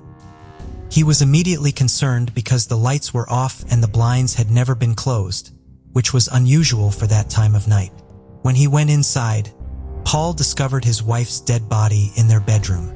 Her clothes were in disarray, and she had been stabbed 125 times. It was later estimated that she had been killed 6 hours before her body was found. Baby Paula was in her bassinet in the living room and was unharmed. Police could not find any usable fingerprints at the scene. They hoped that tests on blood smears found on a basement window might provide more information, but this effort did not solve the crime. There were no signs of forced entry into the home, potentially indicating that Karen knew her killer and had willingly let him inside her home. According to Paul and Karen's daughter Paula, her father fought to solve her mother's case from the day she was killed right up until the day he passed away. She says he suffered greatly, not only because he lost his wife, but also because police had initially believed he was their prime suspect. He was questioned numerous times, underwent 4 polygraph examinations, and gave samples of his hair and blood. His blood type was not a match to either of the 2 blood types found on the bloody bedsheets and clothing from the crime scene. Paula believes her father's early death in 1989 at the age of 45 was a result of the stress caused by her mother's murder and the lack of justice for her. Even though Paul was almost positive that he knew who the killer was, Paul would finally be proven correct almost 35 years after his death when, on April 29, 2024, 79-year-old James Barbier was taken into custody at his home outside of St. Louis to be taken to Illinois to be charged with Karen Snyder's murder. Barbier was no stranger to the Snyders or to police. He had been friends with Karen and Paul and had been one of Paul's co-workers at a local railroad. He had even been a pallbearer at Karen's funeral. During an interview with police after he was taken into custody in 2024, Barbier allegedly told them that he knew this day would eventually come. Barbier had been an early suspect in the case. According to his wife, he had appeared nervous when he had returned home on the evening of Karen's murder. He had arrived later than expected, making him late for his own anniversary party, which was being thrown that evening. He immediately took off his clothes and put them in the washing machine. His wife saw that he had a head wound and multiple cuts on his hands. He also had blood on him. He claimed he had gone to a few taverns and then tripped over a tree stump on his way out of the last one, necessitating a trip to a local clinic. The cuts she saw that night were still visible and observed by others when Barbier attended Karen's funeral a few days later. He was arrested for the murder in late 1966, but police had to release him because they did not have enough evidence to charge him. Karen's daughter, now Paula Larson, had approached the Calumet City Police in 2009, trying to get them to reopen her mother's case. The effort left her feeling defeated. The detective she spoke with, who has since retired, told her the evidence was unavailable, and Paula was left feeling as though she had no other means of getting the case solved. It would be a call from someone far more distantly connected to Karen that finally launched the effort that would ultimately lead to Barbier's arrest. Kevin Seeley is a fourth cousin of Paula Snyder Larson, who had never met her prior to the press conference announcing Barbier's arrest. Growing up, he had heard the story of Karen's murder from his grandmother, Dee.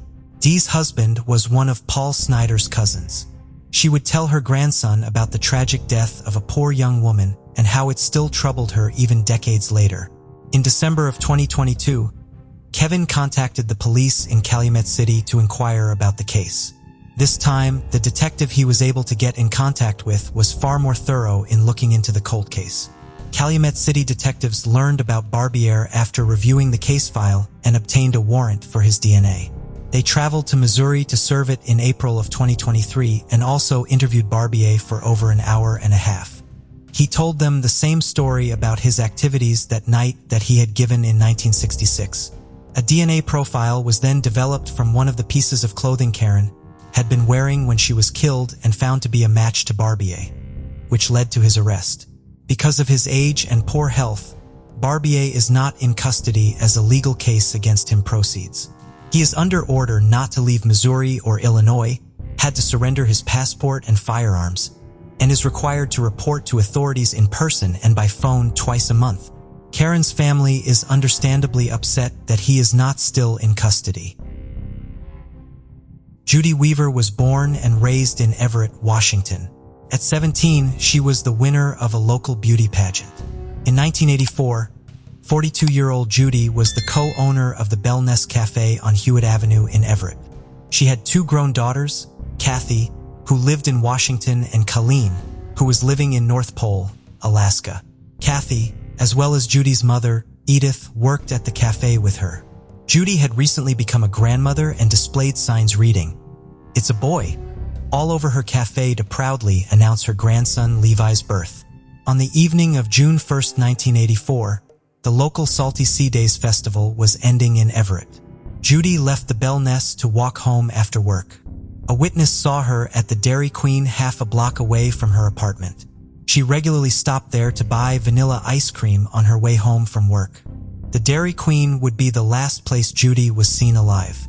Just after midnight on June 2nd, a passerby used a payphone to call 911 to report a fire at the one-story, 5-unit brick apartment building on the corner of 35th Street and Rucker Avenue. Smoke was pouring out of one of the apartments, Judy's. When the firefighters were able to enter the unit, they were horrified to find Judy's dead body. She had been tied up, bound with phone cord, pantyhose, and fabric. Judy had been strangled to death and her clothes had been cut away with a knife.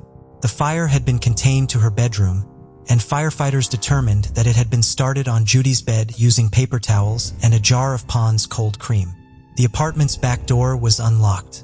The case remained unsolved for decades. It was reopened by investigators in 2002. A suspect was identified at the time, but further investigation cleared him. It would not be until May 1, 2024, almost 40 years after Judy was killed, that an arrest was made in her case. That day, 66-year-old Mitchell Gaff was taken into custody in Olympia, Washington to face charges of first-degree murder, first-degree arson, first-degree burglary, first-degree rape, and first-degree kidnapping in connection to Judy's case. Gaff was identified using DNA evidence. In 2023, a fabric ligature that had been used to tie Judy's hands had been re-examined. A DNA profile was found, and after it was run through the combined DNA index system, Gaff was identified as a potential match. Another sample was necessary to confirm the match. Therefore, undercover police officers surreptitiously collected discarded items that contained Gaff's saliva. The Washington State Patrol Crime Lab then matched the DNA sample to samples from a vaginal swab taken during Judy's autopsy, 3 pieces of clothing she was wearing on the night of her murder, and from the ligatures used to bind and strangle her. Gaff, who has been diagnosed by state therapists as a sexual sadist, had his DNA profile in the system because he has an extensive history of sexually based offenses and has spent decades under state-mandated confinement. At the time of his arrest for Judy's murder, he was living independently but registered as a level 3 sex offender. Gaff's known criminal behavior began in 1979 when he attacked a woman as she was putting away her lawnmower. He forced her to the ground, found her hands, hit her repeatedly with a pistol, and threatened to cut her throat. She bravely fought him off and was able to escape before he could rape her. Gaff was convicted of assault and burglary. He received probation for this attack. At the time of Judy's murder, 26-year-old Gaff was living with his parents in Everett and working as a carpet cleaner. 2 months after Judy was killed, he broke into a house at night and attacked 2 teenage sisters. He bound and violently raped them in front of one another before one sister was able to escape and get help. He pled guilty to 2 counts of first-degree rape and first-degree burglary and was sentenced in 1985. Gaff was scheduled to be released from prison in 1994, but just before he was, prosecutors moved to have him legally detained under the state's sexual predator law. In 1995, a jury found that he should be committed to the state's Special Commitment Center on McNeil Island for treatment. Another jury made the same finding again in 2000. During these trials and during his commitment, Gaff confessed to 5 other rapes and to attempting to attack up to 30 women a day for a period of time. He also claimed that this behavior escalated in the summer of 1984 when Judy was murdered and that he enjoyed using a knife to cut off his victim's clothes as Judy's clothes had been removed. Various attempts were made to transition Gaff back into society during the early 2000s, but his violations of the conditions he was under would result in him remaining committed. He was not unconditionally released until 2018, at which point he legally changed his name. Gaff is currently being held without bail. On October 31, 2001, 35-year-old Mark Henderson locked up his bike when he spotted a familiar face, Bruce MacArthur. As a member of the LGBTQ+ community, Mark recognized Bruce from numerous encounters in Toronto's gay village, where they often exchanged friendly nods and small comments. However, this evening was different. As Mark secured his bike, he noticed Bruce jogging toward him, eager to engage in conversation. The time was around 12:34 p.m. Mark happily chatted with Bruce and even invited him into his apartment to check out his Halloween costume. Just minutes later, events would take a dark turn, marking the beginning of Canada's most prolific serial killer's rampage. In Mark's own words to the Daily Mail, he said, "I was unlocking the door when I felt a whack. It happened so fast. I kind of fell into my apartment and thought maybe part of the ceiling had fallen. I turned and remembered seeing Bruce looking like a wild man. I can't emphasize how horrified I was. I felt betrayed. I realized he was trying to kill me." The sudden attack dazed Mark, and he desperately tried to get to his feet. So many questions were running through his head. Why was Bruce attacking him, and what had he done to provoke such a reaction? Mark fought for his life, weaving and trying to dodge Bruce's swinging punches. At one point, Bruce grabbed a metal bar and broke 2 of Mark's fingers, leaving him screaming in agony. Mark was able to run to the phone and dial 911 at 12:39 p.m. Operators immediately dispatched the police to his Toronto apartment, and Mark hid from Bruce, who was trying to pull out the phone from the wall. When emergency services arrived at Mark's apartment, Bruce had already fled. Mark described that he was laughed at by paramedics who asked whether he had invited him into his apartment for an intimate time together. Shortly after the attack, Bruce handed himself into the Toronto police, bringing some relief to Mark, but his ordeal was far from over. Instead of taking the attack seriously, Mark alleges that the media brandished him as a street worker and that he deserved what had happened to him. Bruce had also tried to spin the narrative, telling police that it was a private matter between the two.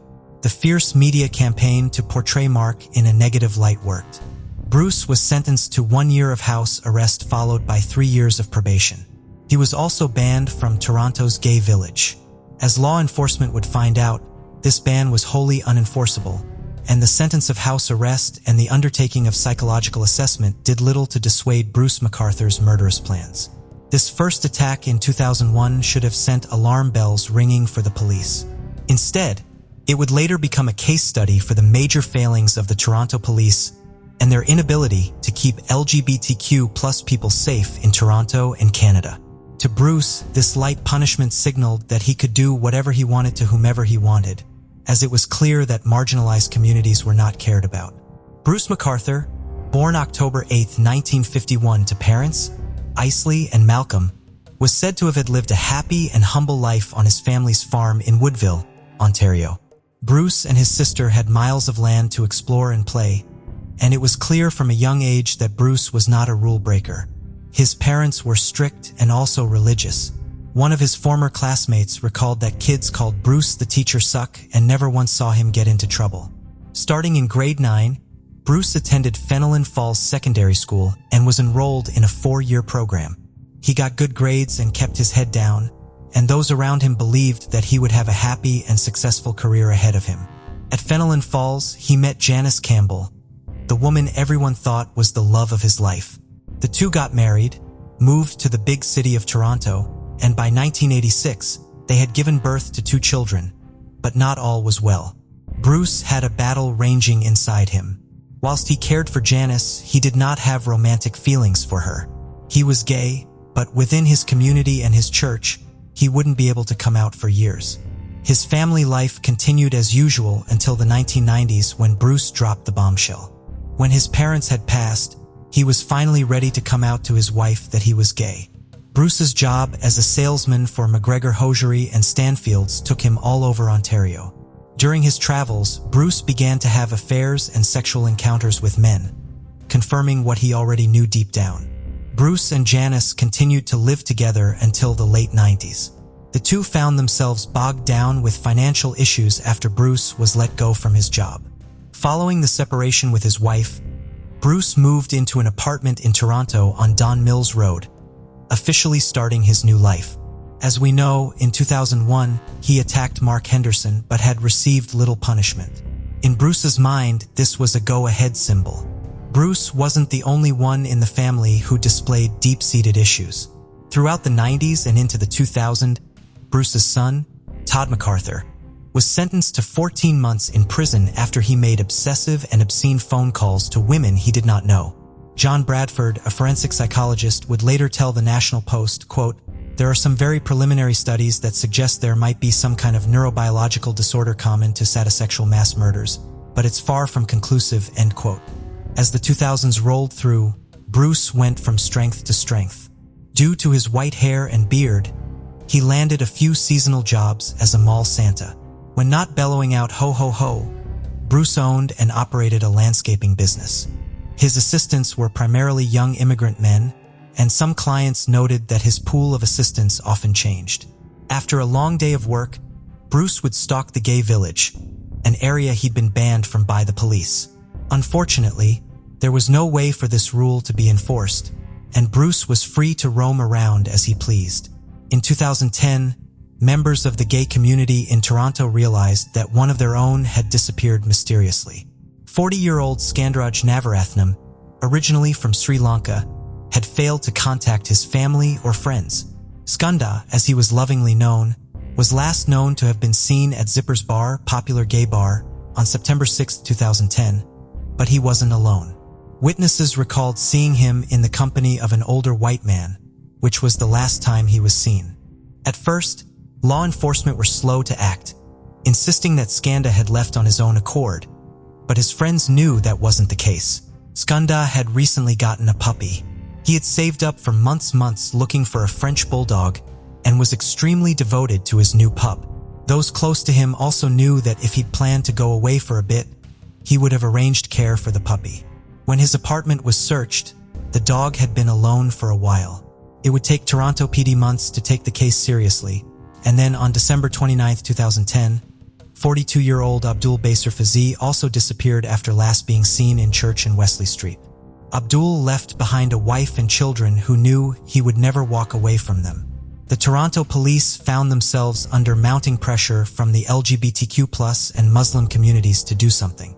Months after his disappearance, Abdul's car was found abandoned kilometers away on St. Clair Avenue and Mount Pheasant Road. 2 years later, on October 14, 2012, 58-year-old Majid Kayhan, an immigrant from Afghanistan, disappeared. Like Skunda and Abdul, Majid's gay life was a well-hidden secret from his family and friends. The police now had 3 missing men, all connected to the gay village, and it was time for something to be done. The Toronto police put together Project Houston, which saw 100 hours put into investigating these 3 disappearances.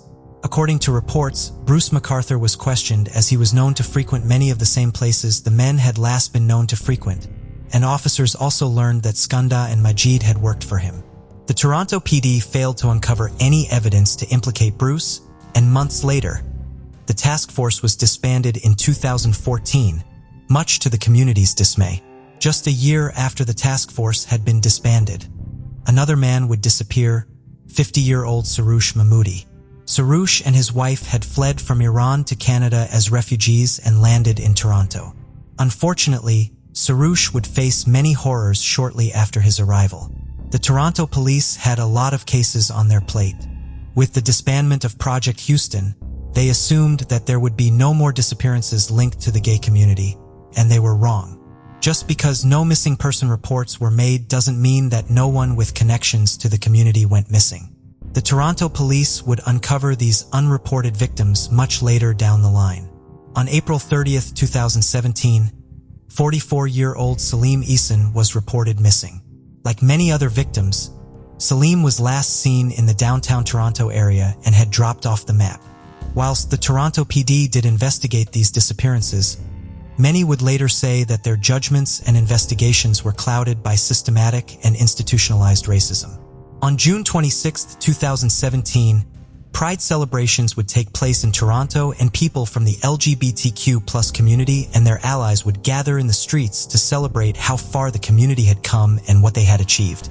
Amongst some was 49-year-old Andrew Kinsman, a well-established member of the Toronto gay community. 3 days after he had attended Pride celebrations, Andrew was reported missing. Upon receiving this report, the Toronto PD stormed into action. Andrew was a white man, and the disappearance of a white gay man was the catalyst for the investigation that followed. Many would later criticize the Toronto Police Department decision and the fact that it was Andrew Kinsman's disappearance that triggered a full investigation. This time, the Toronto PD set up Project Prism, which aimed to uncover the mystery behind Andrew's disappearance and the disappearance of other gay men in the area. Investigators also discovered that the disappearances from Project Houston carried many similarities to those from Project Prism. For the first time, the disappearance of all of these men who had been sidelined were taken seriously, and it didn't take long for investigators to get their first breakthrough. In many missing persons cases, the first move is to examine the victim's personal life, and after searching Andrew's apartment, they uncovered a vital clue. The name Bruce was handwritten on Andrew's calendar on June 26th. The Toronto PD were familiar with Bruce, and that being Bruce McArthur. He'd already been known to assault one man in 2001. According to one report, investigators also discovered messages on BDSM and dating sites between Andrew and Bruce. Bruce had been using a screen name, but just weeks into their investigation, they discovered the smoking gun. CCTV footage captured outside of Andrew's apartment showed him getting into a red 2004 Dodge Caravan on June 26, 2017, after he'd been to the Pride celebrations. Investigators began digging through records of all red Dodge Caravans and eventually found 5 men named Bruce who owned one. Using the specific parameter of 2004, the Toronto PD discovered that there was just one Bruce who owned a 2004 model, and that was Bruce McArthur.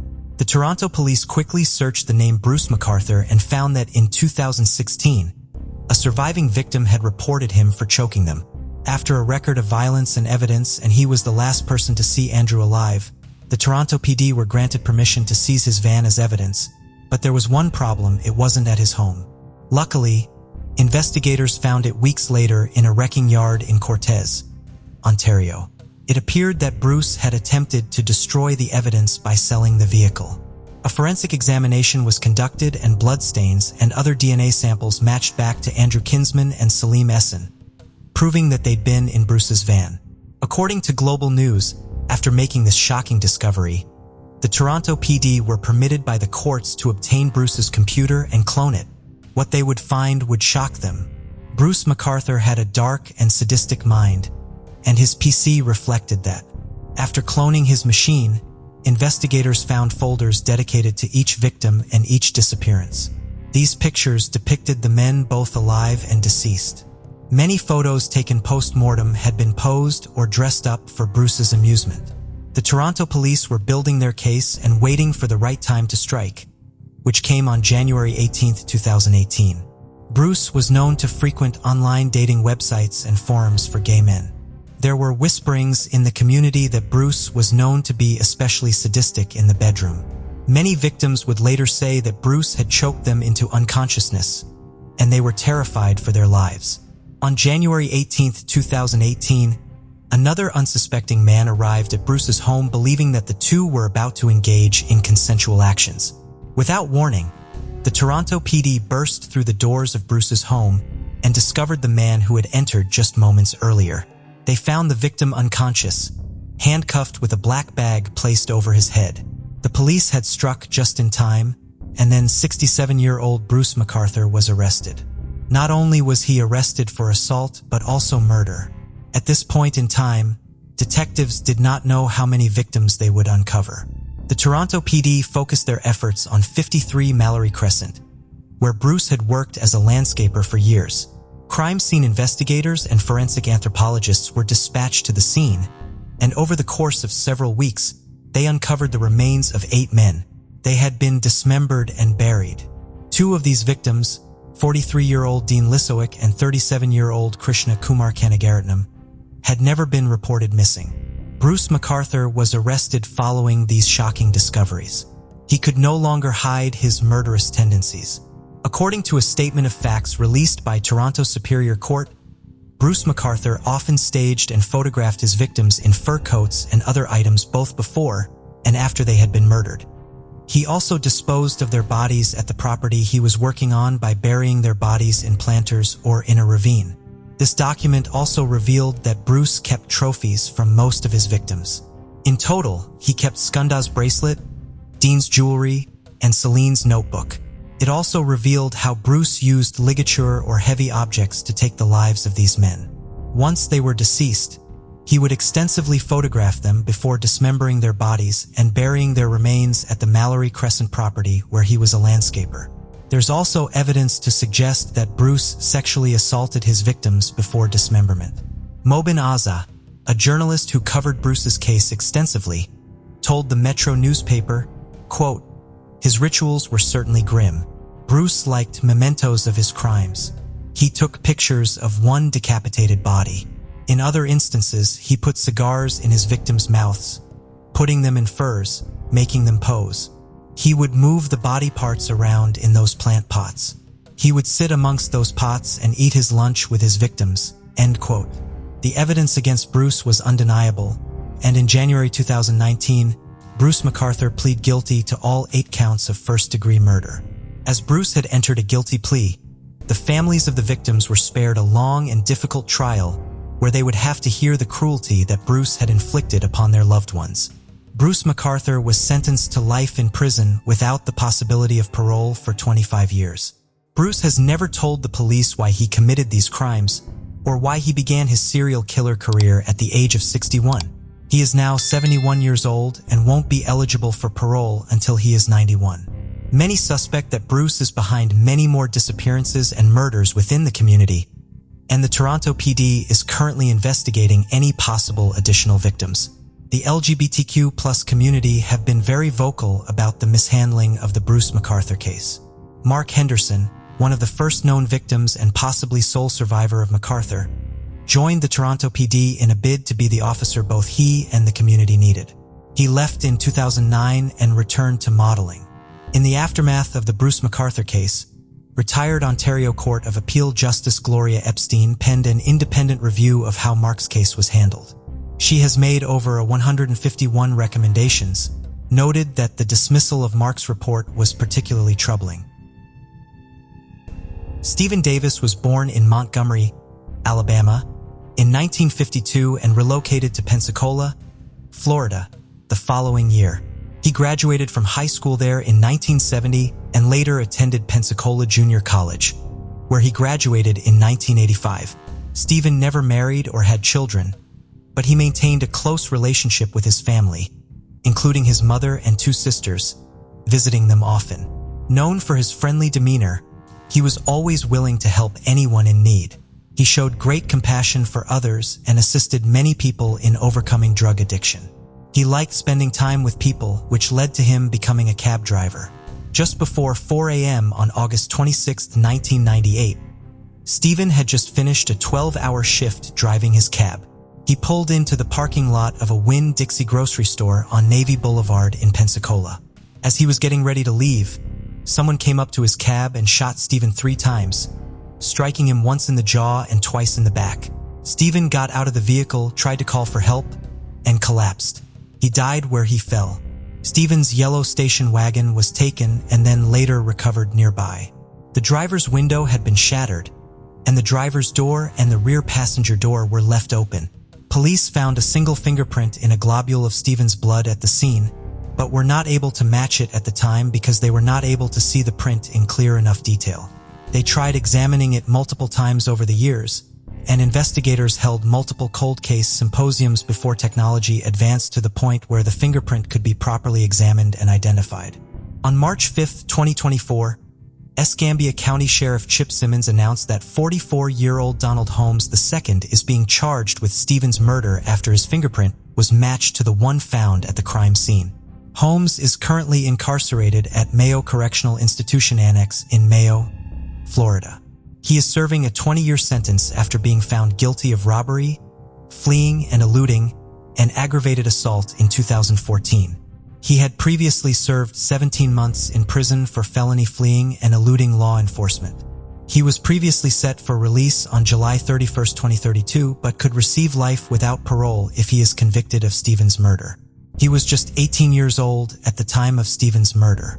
Stephen's mother, June Wilburn, passed away in 2007 without ever learning who killed her son. His sisters, Ruby Kastner and Julie MacArthur, were both present at the press conference announcing that Holmes is being charged with their brother's murder. 24-year-old Kelly Workman was over 6 feet tall and had a slight but athletic frame. She kept very close to home, very rarely straying too far from her family's dairy farm in rural Douglas County, Missouri. According to Kelly's family, she was extremely shy, naive, and had trouble socializing. In recent years, now that the disorder is more widely understood, they have come to believe that Kelly may have had some form of autistic spectrum disorder. She was very reliant on her parents and never moved out of their home. Kelly did not smile very often, both because she was shy and because she was self-conscious over her crooked front tooth. Kelly was wary of people she did not know but enjoyed helping others so long as she was familiar with them. Kelly was hardworking and meticulous and independent enough to work outside of the house. She worked Sundays at a small country store, and she did yard work and cleaned houses for various family friends who lived in the small community of Dogwood. On the evening of June 30, 1989, Kelly was mowing a lawn at the Dogwood Cemetery near the Pleasant Southern Baptist Church. This job had been passed down through several generations of her family, and Kelly had performed it for the past 3 years. She took the job very seriously, spending 2 days at a time making sure the grass around each grave marker was trimmed perfectly. Kelly's grandparents and her baby brother were all buried at the cemetery. Kelly was last seen alive at 5:40 when her uncle saw her working in the graveyard as he drove past it. At 6:15, someone who lived nearby found the lawnmower Kelly had been using unattended in the cemetery. Only a third of the grass had been mowed. There was no sign of Kelly. Kelly's parents were immediately alarmed. It was obvious that Kelly had not left the cemetery alone or on her own accord. Kelly's car was still in the parking lot with its keys in the ignition. Her purse with $100 in cash was at home. Kelly was very wary of strangers. She did not even like talking to motorists who pulled off of the highway to ask for directions at the church. She would not have willingly left the cemetery with anyone she did not know. The search for Kelly, therefore, began that evening with 50 people quickly joining the effort, searching for her on foot, on horseback, and by helicopter. Extensive searches continued for nearly a week. Then, on July 7th, Kelly's body was discovered in a creek in the Mark Twain National Forest near Oldfield, more than 10 miles away from where she was last seen. 2 of Kelly's uncles were with the search party that located her body, and even decades later, they cannot bring themselves to talk about the experience. Investigators believe that Kelly was killed on the night of her disappearance, June 30th, or early in the morning of July 1st. However, since her body had been submerged in water and temperatures had been so warm, her remains had decomposed very quickly, making it difficult to see any injuries or conclusively determine her cause of death. She also had to be identified by her dental records. More than 400 people came to Kelly's funeral, with 300 of them crammed into the wooden pews of the funeral chapel and 100 others who could not fit inside sitting or standing in the lobby for the service. Kelly was then buried at the cemetery where she had last been seen alive. On February 21, 2024, the Douglas County Sheriff's Department and Christian County Sheriff's Department had a press conference at the church near that cemetery. There, they announced the three men, Bobby Lee Banks, Leonard Dwight Banks, and Wiley Belt, had been arrested after being indicted on charges of first-degree murder, forcible rape, and first-degree kidnapping in connection to Kelly's case. According to Douglas County Prosecuting Attorney Matthew Weatherman, the arrests were finally made after a witness came forward with rock-solid testimony that tied their case together. While it took nearly 35 years for the arrests to be made, at least 2 of the accused, the Banks brothers, were identified in the investigation within a year of Kelly's murder.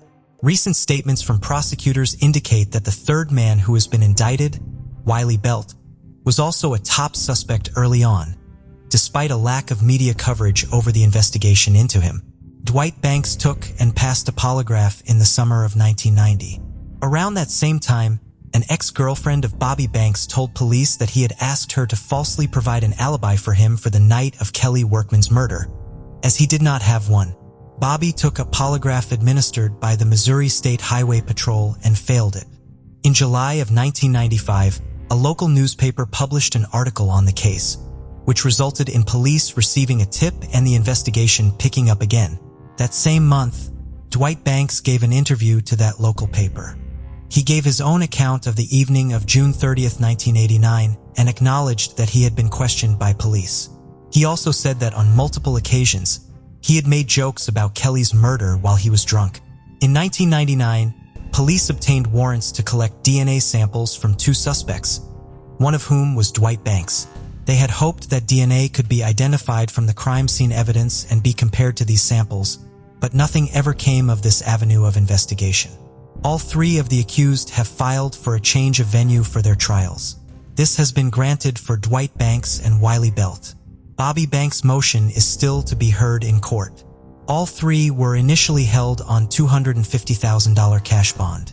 Wiley Belt's lawyers successfully had this converted to a personal surety bond, and he was able to secure his release from custody while he awaits trial. He is currently under house arrest with GPS monitoring. Dwight Banks is attempting to also secure pretrial release on the basis of his medical needs. Belt is next due in court on June 4th, and the Banks brothers both have motion hearings scheduled for April 17th. 31-year-old Valerie Ames loved spending time outdoors, mainly camping and riding horses. She loved her 2 young daughters, Pamela and Michelle, even more. The last memory Michelle has of her mother was sitting on her lap at her 5th birthday party, a Barney the Dinosaur-themed celebration. Michelle and 9-year-old Pamela then went on a trip to England with their grandmother and never saw their mother again. Valerie's body was discovered on August 10, 1996, in a pool of blood. She had been beaten and stabbed to death. Her body was found inside of an apartment at the Courtyard Apartments on King Street in Jacksonville, Florida. However, it was not Valerie's apartment. The man who lived there had been arrested the previous night. His daughter had come to check on his apartment and discovered Valerie's body. Since the resident of the apartment was in police custody at the time of the murder, he was cleared as a suspect. He had no connection to Valerie and did not recognize her when he was shown a picture of her. Valerie lived in the suburban neighborhood of Arlington and did not have a car. There was no known reason for her to have been in that area of Jacksonville or obvious means by which she had gotten there, indicating that her killer had brought her to the temporarily vacant apartment, which had been left unlocked following its occupant's arrest. One of Valerie's daughters told investigators that 3 months before her mother was killed, she had reported being assaulted by a police officer. Nothing ever came of the charge, and nothing ever came of the lead. Valerie's case went cold. Her daughters grew up, and Valerie eventually had 6 grandchildren who never got the chance to meet her. On April 2, 2024, just over 10,000 days after Valerie was killed, Jacksonville Sheriff T.K. Waters announced that 69-year-old Jerry Phillips of North Carolina had been arrested and was being accused of second-degree murder and sexual battery in connection with Valerie's case. He was facing prosecution by the Florida State Attorney's Office. Because of the ongoing criminal proceedings, the sheriff's office is unable to release many details about how Phillips came to be identified. According to State Attorney Melissa Nelson, more information will be made available to the media once Phillips has been indicted and their evidence against him has been formally filed in discovery, making it available to Phillips' attorneys. Sheriff Waters did say that the identification was made due to both the dedicated investigative efforts of the detectives in the Jacksonville Sheriff's Office Cold Case Unit, as well as advances in technology. He also stated that Phillips was not a total stranger to Valerie, although he could not comment on how exactly she knew him. Valerie's mother, June, was still alive to see the arrest made in her daughter's case and sent a statement to be read at the press conference where it was announced. Valerie's daughter, Michelle, was present at the press conference and gave a statement that said in part, "These long years have done nothing to numb the pain of her non-existence. Her pain and her torture have all become our pain and torture daily. Standing here today, almost 28 years later, we now have some answers on our beautiful mother, Valerie, and she has finally reached her chance to have justice. May our mom finally rest in peace." 34-year-old Ian Snyder is a travel blogger and father of 3 from Ferndale, California. He is also an active hiker. At the beginning of December 2023, Ian was in Hawaii, and on December 4th, he set out on a hike. By his own later admission, he made numerous mistakes when it came to this hike. They began when he started planning it. He did not tell anyone where he was going to be hiking. He had mentioned to his father on the phone the day before that he would be taking a hike that day, but his father was not even aware that Ian was in Hawaii because he traveled so frequently. Ian also just used Google Maps to plan out the trails he would be taking. Since he had not used an official state source, he was unaware that he was planning to hike on a closed trail and should not be on it. Furthermore, he went on his hike alone in a challenging and unfamiliar location. That day, Ian would be hiking the Ko'olau Summit Trail, considered to be one of the most difficult trails on Oahu, if not in all of Hawaii. The trail became more steep and more treacherous as he went along, but Ian was able to use his extensive hiking experience to manage the conditions. Ian then made another error in judgment when he made a split-second decision to deviate from his planned route. At some point, Ian fell more than 1,000 feet off of the mountain. He does not have a clear memory of the actual fall.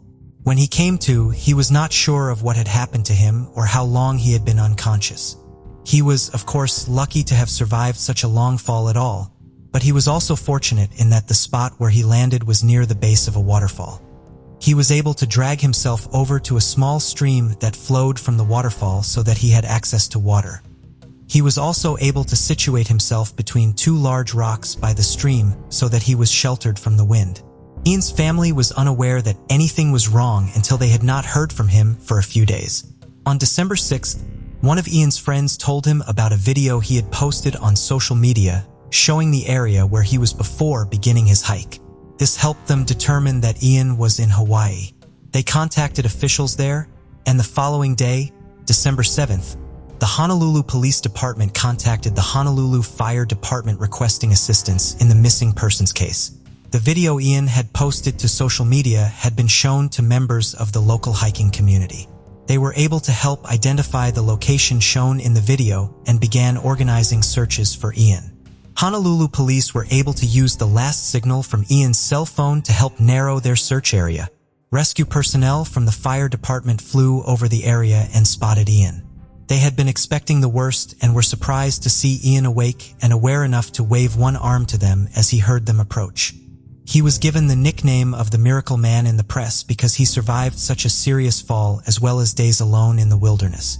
Ian was airlifted out and taken to Queens Medical Center in Honolulu for medical treatment. He broke bones in his face, arm, and hand and sustained numerous puncture wounds. One of his eyes was damaged and he was left with double vision in it. On December 12th, nearly a week after he was rescued, Ian was able to publicly thank everyone involved with finding him and bringing him to safety. After returning home to California, Ian filmed and recorded public service announcements for radio and television at the request of Hawaii's Department of Land and Natural Resources. In them, he detailed some of his mistakes and provided information about hiking safely. He ended his statement by saying, "Consider the risks first responders take. I'm alive because of them. Don't make the mistakes I did. You may not live to share your lessons." Thank you for joining us on this journey into the depths of unsolved mysteries. Cold cases not only challenge our understanding of the past, but also ignite our curiosity and determination for answers. Remember to subscribe to stay updated on our latest investigations. And if you have any information regarding the cases we've covered, don't hesitate to reach out. Together, we can shed light on the shadows of the past and bring closure to those who seek it. Until next time, stay vigilant, stay curious, and never stop seeking the truth.